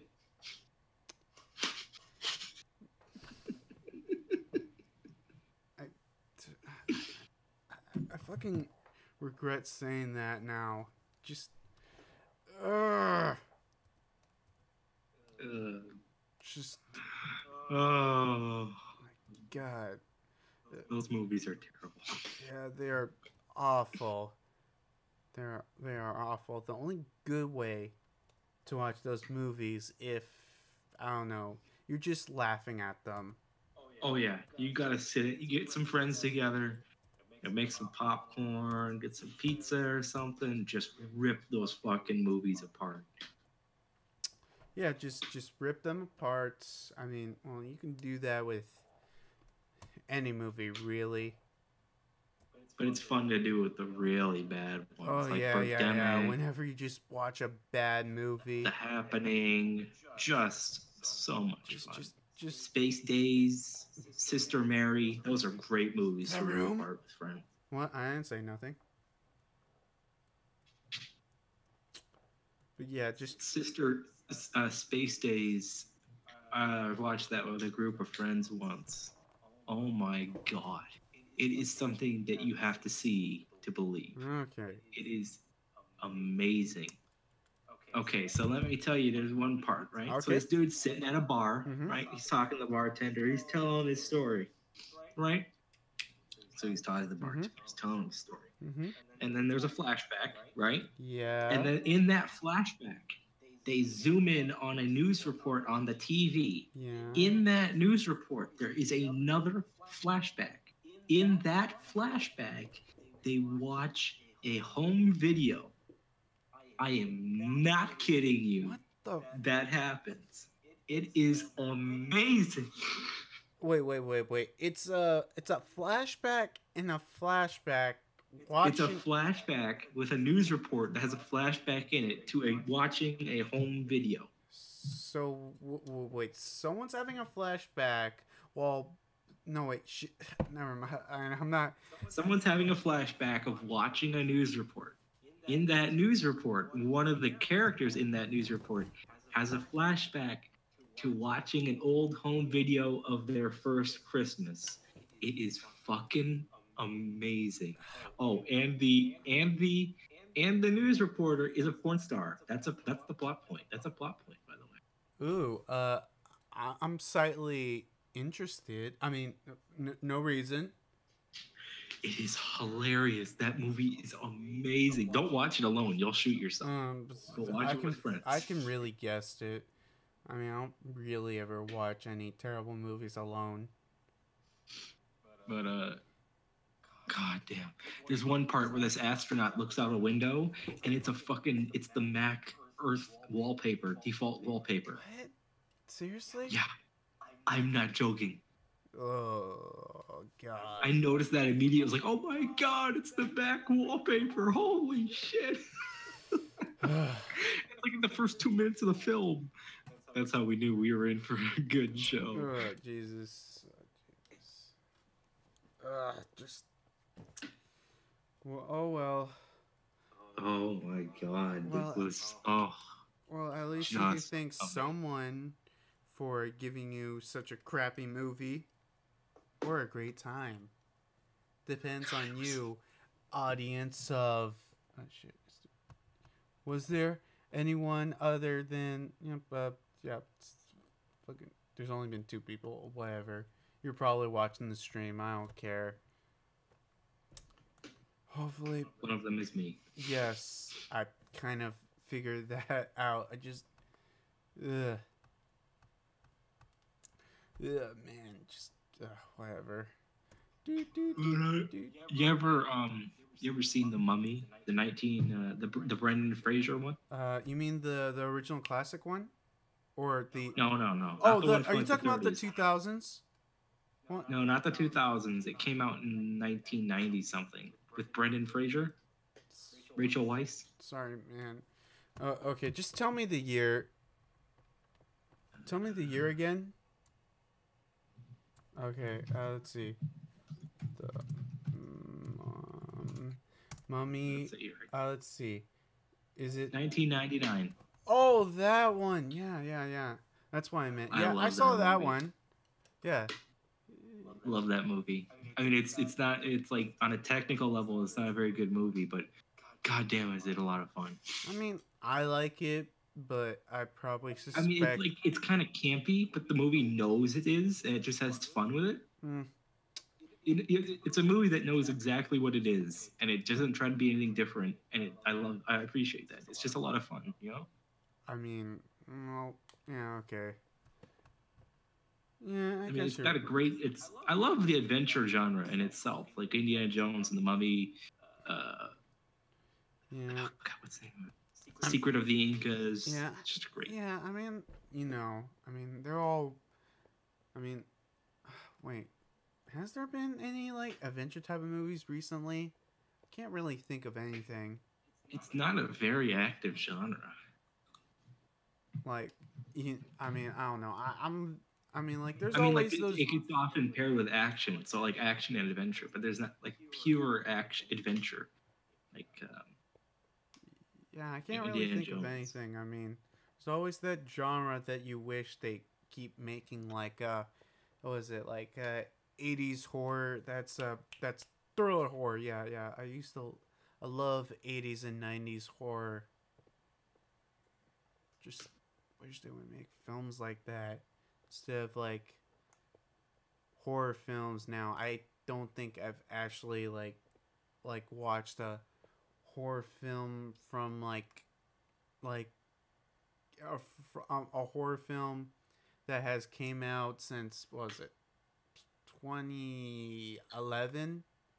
Yeah, or 12. I don't know.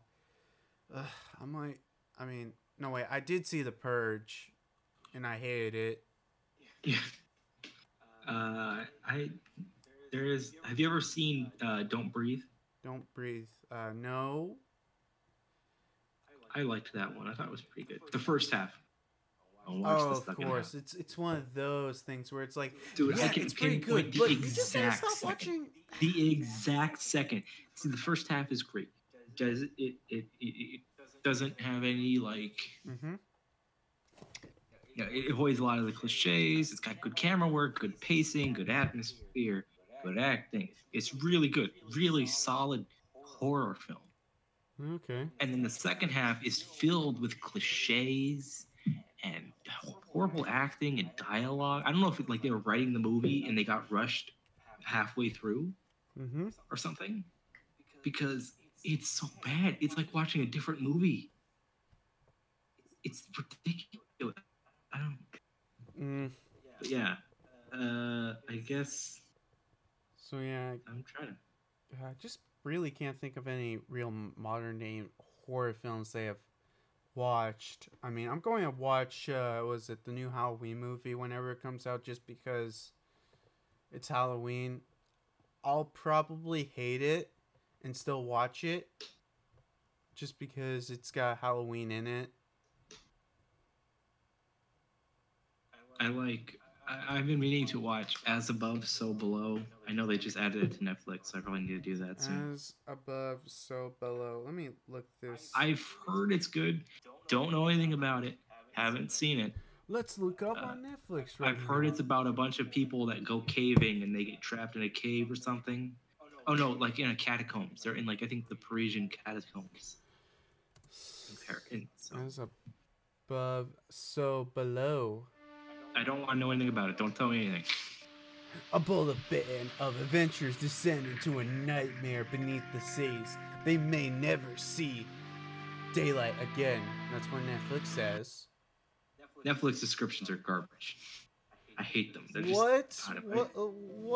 Like what? What do we got? Let's see. I'll just look through a couple of these things on my list. Let's see. What does it say about Naruto? You ever seen Scream? Scream. Oh, Scream. Yeah, I know what you're talking about. Nev Campbell, Matthew Willard. Yeah, Scream. The classic movie Scream. 1990. Yeah. Yeah, I love. Oh man, I love that movie. I love that it kind of mocks horror films. Yeah. And it avoids a lot of the tropes. Yeah, well, it kind of, well, I mean, like, it kind of, like, mocks it, but then at the same time, it just does it. Like one thing I like that it subverts a lot of the tropes. Like, like the whole running upstairs instead of out your front door. Like, they do that, but she's running to her front door, and he gets in front of her, so then she runs upstairs. Okay. And it's like, okay, yeah, that makes sense. Yeah. You're doing that trope, but it makes sense here, I guess so, but I mean... And they do that a lot, and it's like, okay, this is a good one. I like this. This is a good movie. Yeah, this is a good movie, even though it gave the worst parody movie ever. Scary movie. I fucking hate those movies. They're awful.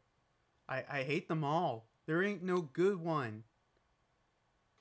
Parody and satire is something very hard to pull off. I don't think I've seen many movies do it. Yeah, that is true. That is true. There's very few that actually do that good, I guess. It is technically hard to do, but hey, at least they're almost all dead. A couple of them pop around, but at least they're dead for now. Hope they'll never come back. Ugh.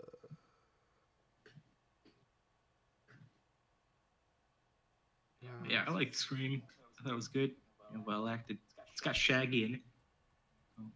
Wait, what? It's got Shaggy from Scooby-Doo. Matthew Lillard is in it. I mean, he wasn't Shaggy at the time. That was still Casey Kasem. Yeah, I know Casey Jones. I mean, didn't he quit? Yeah, when did he stop being Shaggy?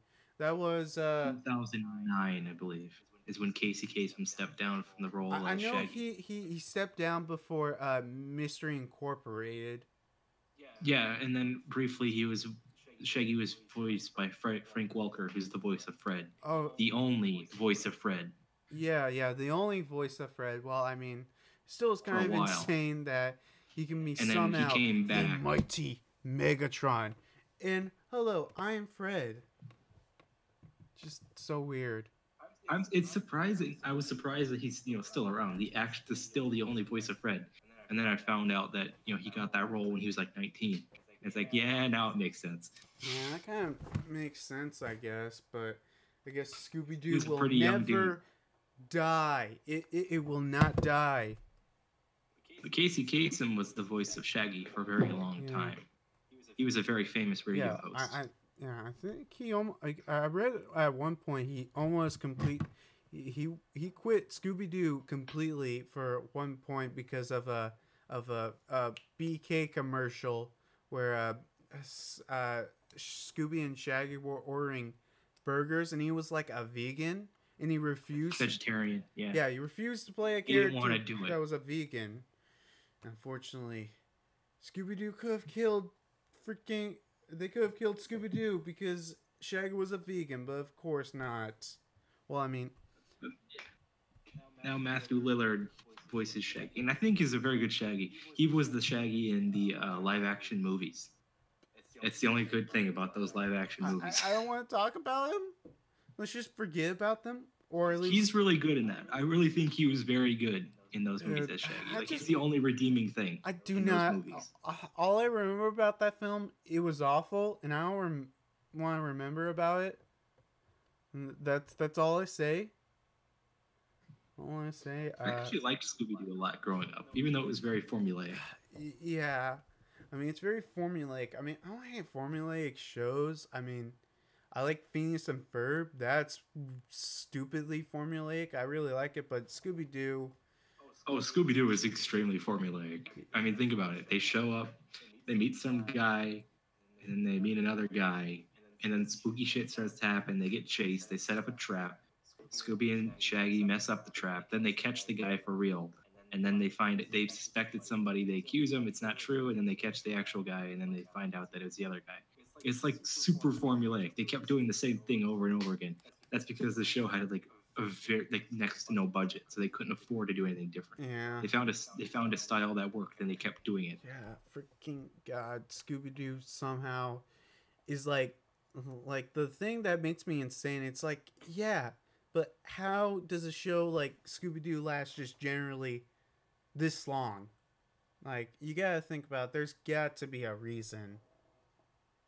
I mean, it's just a very likable show. I mean, just in general, I guess it's a very so. fun show. I guess so. I mean, you could apply that to. Well, it's probably a lot of merchandising too. Probably helps. Yeah, that probably is true. I just, it may never die. I just have to deal with it. But hey, at least there are some pretty good Scooby-Doo movies. Like, what's the one I'm thinking about? The one where they go on the moon. I thought it was pretty good. I've never seen it. Never seen it. I want to see it though. Dude, I've heard it's good. like you would think that it would be like the worst thing ever, but it's like, wow, it's somehow super meta. I've heard that the you can tell how good a Scooby-Doo movie is by how bad its title is. So if the title is worse, is really bad, it's a good movie. But if it's got a good title, it's a terrible movie. Are you thinking? Wait, did you get that from a Joe whatever? I've heard him say that. I've actually heard other people say that online before that video even came out. So I just feel like Scooby-Doo is a completely random shake. It's like sometimes let's put no effort. And sometimes like, okay, we're just going to put all the damn effort we can and make the best damn movie ever. One of my favorite ones I saw as a kid was Zombie Island for one. Oh yeah, Zombie Island. I would definitely put the Pharaoh one, the Pharaoh's Curse. Yeah, that was a pretty good one. Yeah, I mean, I would just say Zombie Island is, I would say, one of the better ones. I mean, well, because of that film, we get a Scooby-Doo film every year. I actually found out the reason why we get a Scooby-Doo movie every year is because of that film. It pretty much rebooted the franchise. There hadn't been any Scooby-Doo stuff for a little bit. Yeah, because for a couple years. I think because before then, it's like every 5 to 7 years they would have something Scooby-Doo, but until that film came out, it made a lot of money on home video, and they were like, originally it was just supposed to be a fun little thing, you know, like a reunion thing.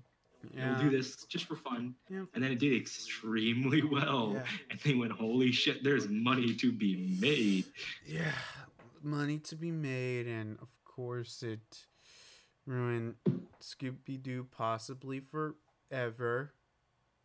I mean, there's been some good ones. Like I said, Pharaoh's Curse, and that was a good one. Yeah. I remember liking that one a lot. Let me think. Maybe just because it's also ancient Egypt, and I like ancient Egypt. So. Let's see. I actually kind of like was it Scooby-Doo Meets Kiss? That's a really good one, but have you seen that one? I've seen it once a very long time ago. I'll just tell you, if you plan to rewatch it, when it gets the only part I hate about the film is the ending. It basically ruins everything. I remember the ending. I don't remember much about it, but I remember thinking it was very stupid. I really like that one. It just, the ending's like, oh wait, everything's now meaningless. You ever seen Gerald's Game on Netflix? Gerald's Game? Nope. Yeah. Adaptation of a Stephen King book. Oh. Very good. Final 10 minutes are garbage. Just take my word on that. Don't watch them. It's terrible. Okay. Yeah, another thing to tell me. Very stupid. But if you're good, I recommend it. I highly recommend it. I really enjoyed it. But those final 10 minutes, it's like, oh my god, you should just cut that shit out in editing. Mm-hmm. God damn. Who knows? My mom thinks it's stupid. My sister thinks it's stupid. My dad thinks it's stupid. They watched it all independently. Like, that's the same conclusion they all came to independently. Oh. So. Wow. Yay. So. Everyone hates something that you like. I have heard a lot of people say, even just in reviews in general, that the final 10 minutes are garbage. It's just so bad. It's just kind of like, well, that was. It's not like it ruins the movie, but it's just like, God, that was fucking stupid. Just sometimes I don't know. Maybe sometimes they just half-ass the endings for some of these movies. I don't know. I wouldn't call it a horror, but it is like, you know, it's like that Stephen King kind of spooky, Yeah. kind of thing. Wait, didn't Stephen King like wrote a movie once and wasn't it like awful or something? Maximum Overdrive. Oh yeah, wasn't? What are you talking about? It's got music by AC/DC and it's brutally violent. What are you talking about? Terrible. Oh, it's cheesy. But it's very fun. It's a very fun movie. Wait, did I ever watch that one? Shit, man, I don't even know. He made it when he was high on coke. I'm not even joking. He said, I don't remember a single thing about the production. I was so high on coke all the time.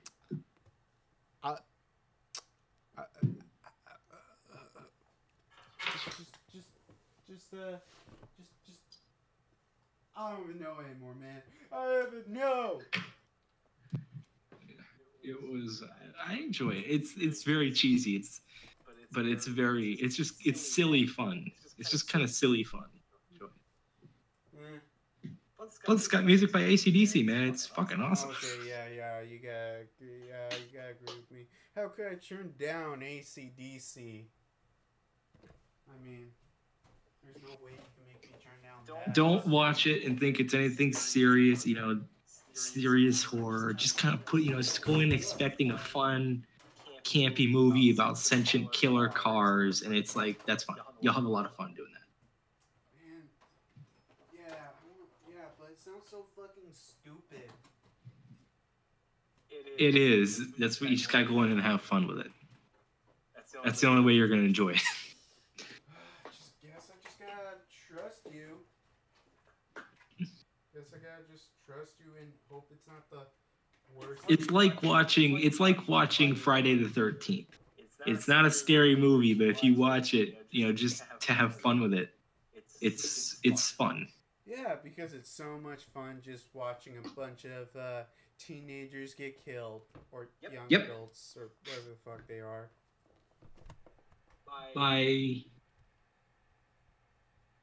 Me and my sister watched them once. We have the first 4 on DVD.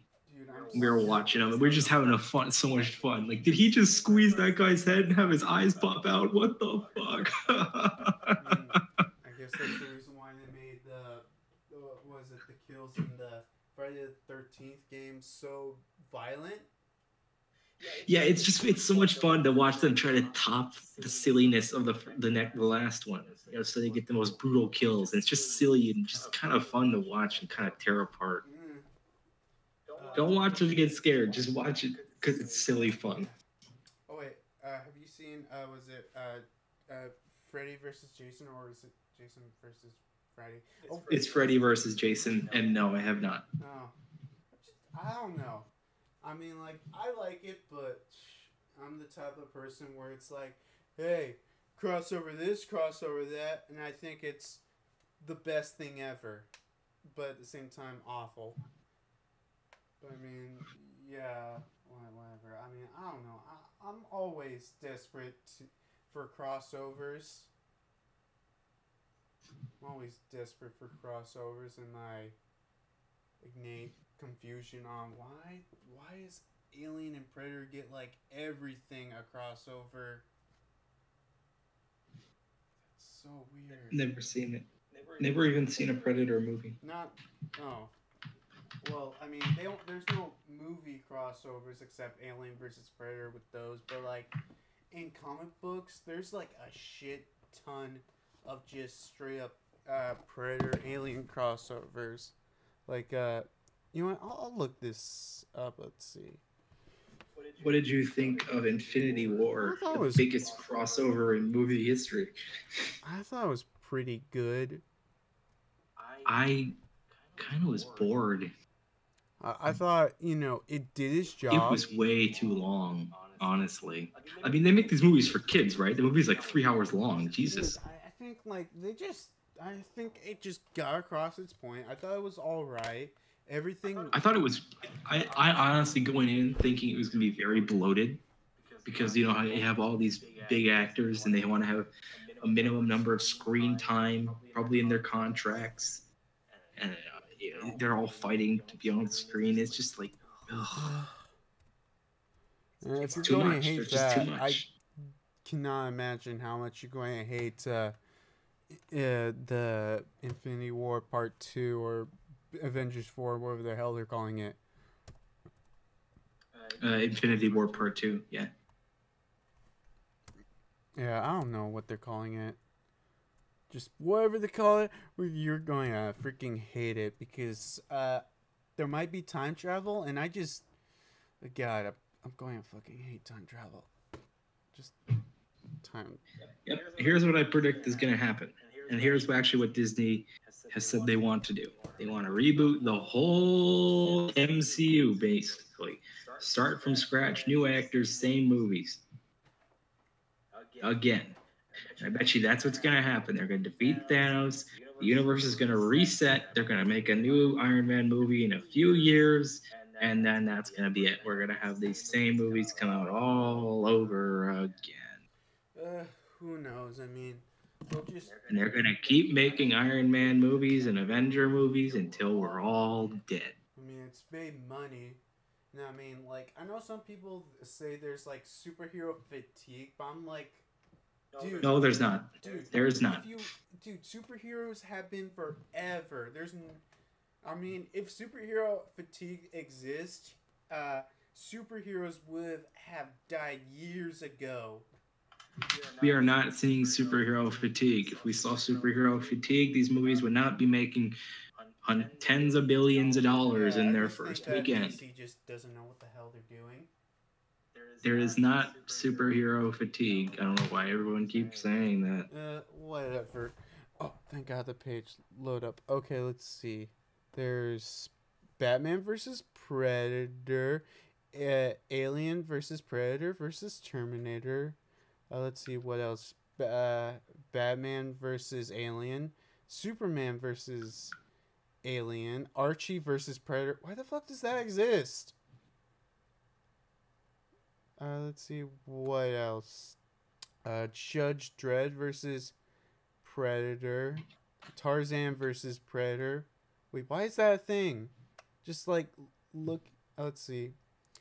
Oh my God, a Star Trek crossover. God damn. If there's a crossover to exist, it's gonna exist in comics. Yeah, I mean in comics, but it's like I don't see why Dark Horse or whoever does the comic books for Alien Predator feel like, yeah, we just gotta cross them over with everyone. Yeah, including Archie, a comic book about, you know, just a kid in a, what is it, like 30s, 60s, whatever type of neighborhood type of story, and put that. Honestly, that sounds like it could be really funny. Like you could just. I've read it. Really. I'm going to say Archie versus Predator is the best goddamn comic book crossover I ever read. It's like the best thing ever. Just telling you that. It just sounds like it's a bunch of silly fun. Because what else can you do with Archie versus Predator besides have Archie get his head cut off in the first 10 seconds? Well, I can definitely tell you people's head do explode. And it's also just a big ass.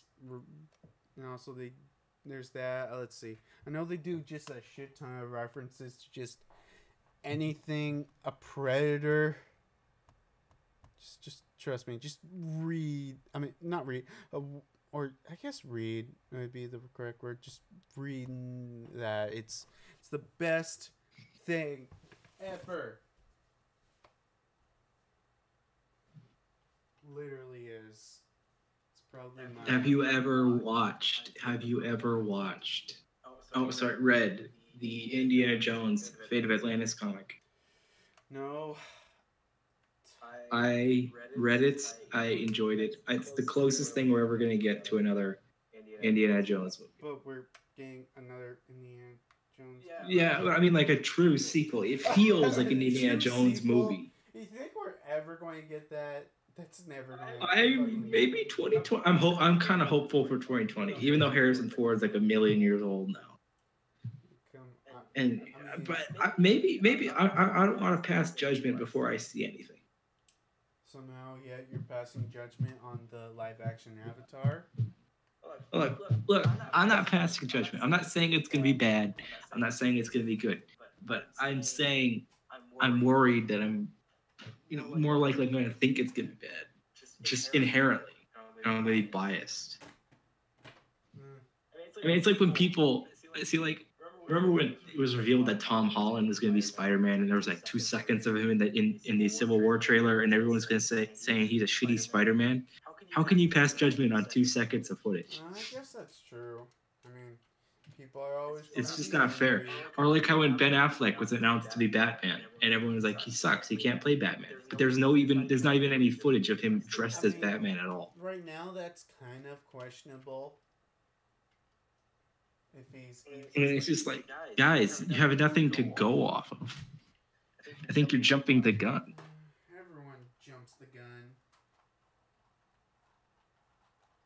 Everyone does that, but don't worry. But hey, who knows? Maybe it'll be good. I want it to be good. I mean, I want anything to be good. Just anything. I love Indiana Jones. It's my favorite. It's my favorite film series. Raiders is one of my favorite movies of all time. It's got my favorite scene in all cinema in it. I love it. It's just, I'd love to get more Indiana Jones. I crave that adventure. But unfortunately, that's not going to happen until, what, 2 years? 2020, yes. Yeah, 2020. You got 2 years left. Hopefully, year and a couple months. Watch it. But yeah, I mean, I'm hopeful, Yeah. I like Harrison Ford. I think Harrison Ford's the coolest dude on the planet. Yeah. So.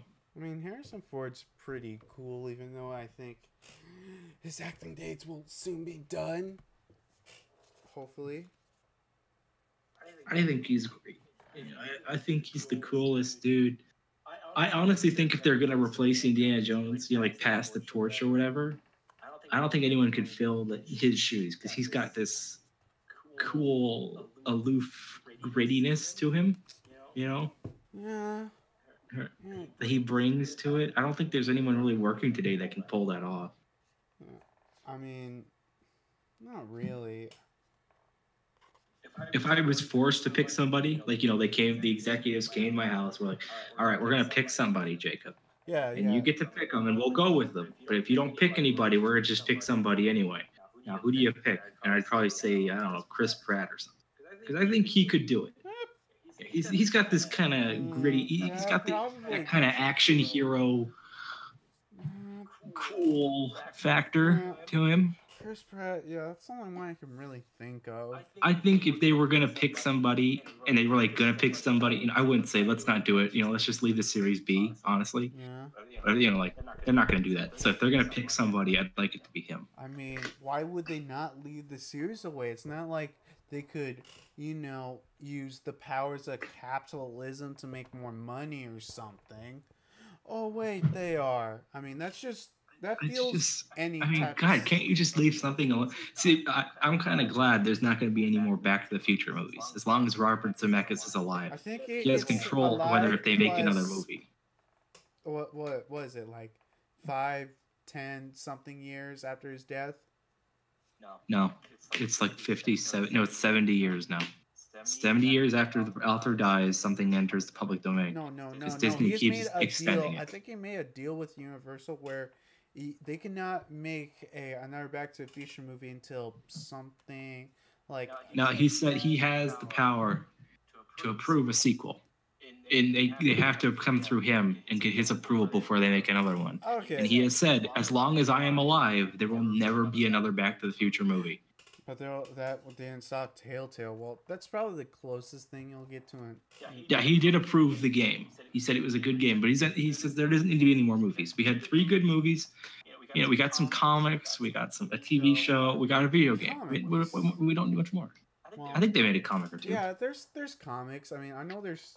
It's like we don't need any more. We got 3 good movies. We don't need to keep making them forever until they get stale. Hey, man. I mean, that was true. I mean, Hollywood's always been like that. It's kind of like... Oh, yeah. It's got... There was a Western series They released 40 movies over the course of a couple years. So there was a new movie out every 7 weeks. Can you imagine that? That's a fast pace. They made those movies so fast, they had multiple actors playing the same role because they could not film it fast enough to keep that schedule.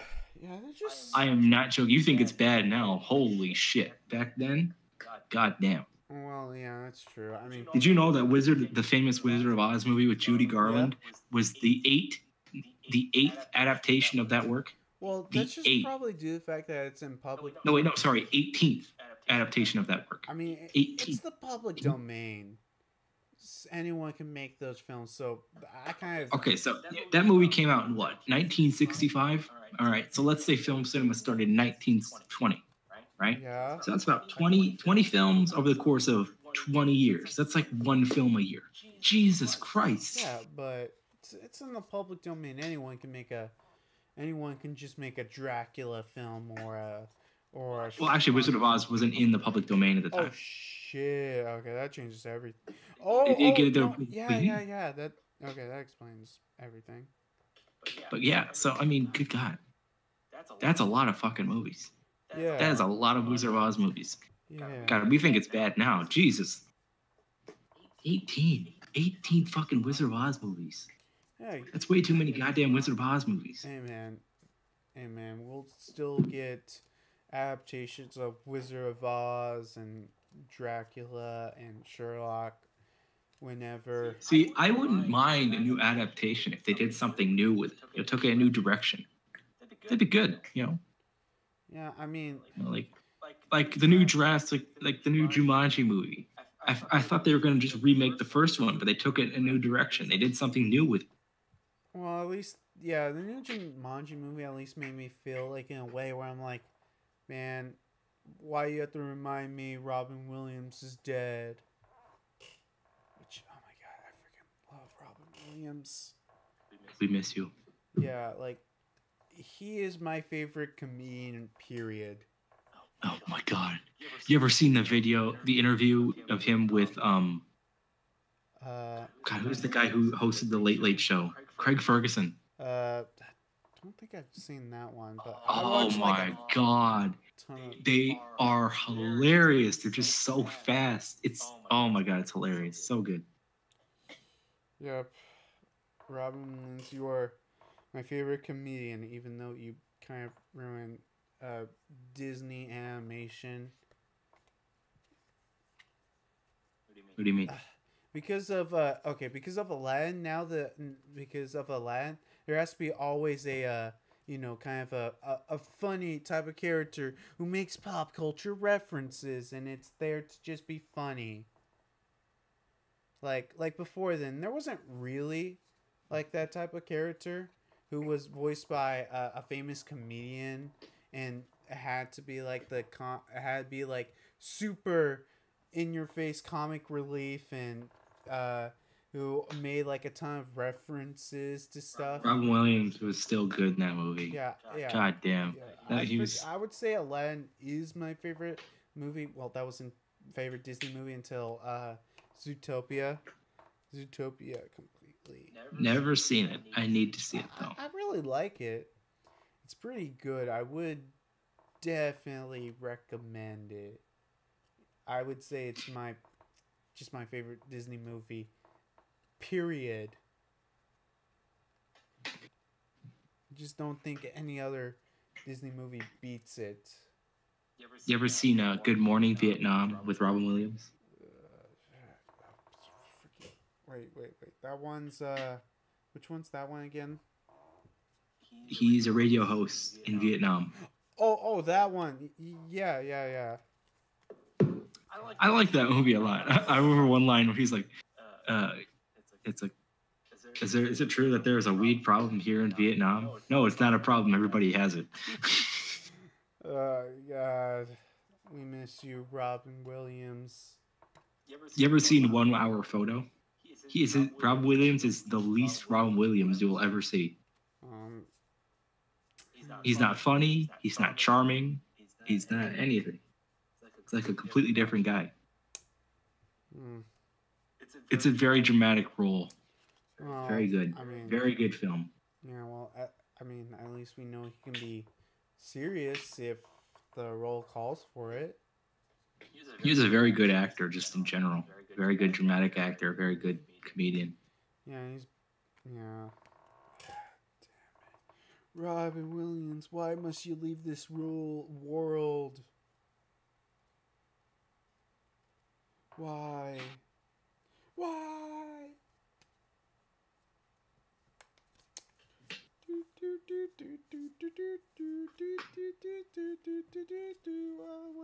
I remember seeing him on Whose Line Is It Anyway? And every once in a while he'd go, "What am I doing here? I have a career." If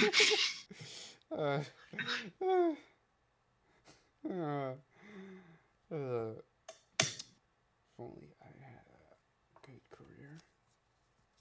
God, that interview with him and Craig Ferguson is, oh my God, it's hilarious. Yeah, watch that one. I'll have to send it to you. My God, damn, that's a real funny. You'll send it to me? But how? Carrier pigeon. Of course, carrier pit. Ah, shit. Freaking gotta fix my stupid light in my house. Or in my room, to be more exact.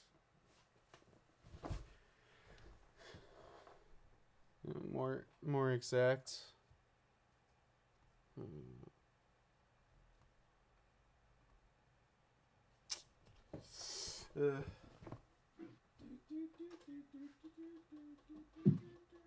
Well, I think I'm gonna go.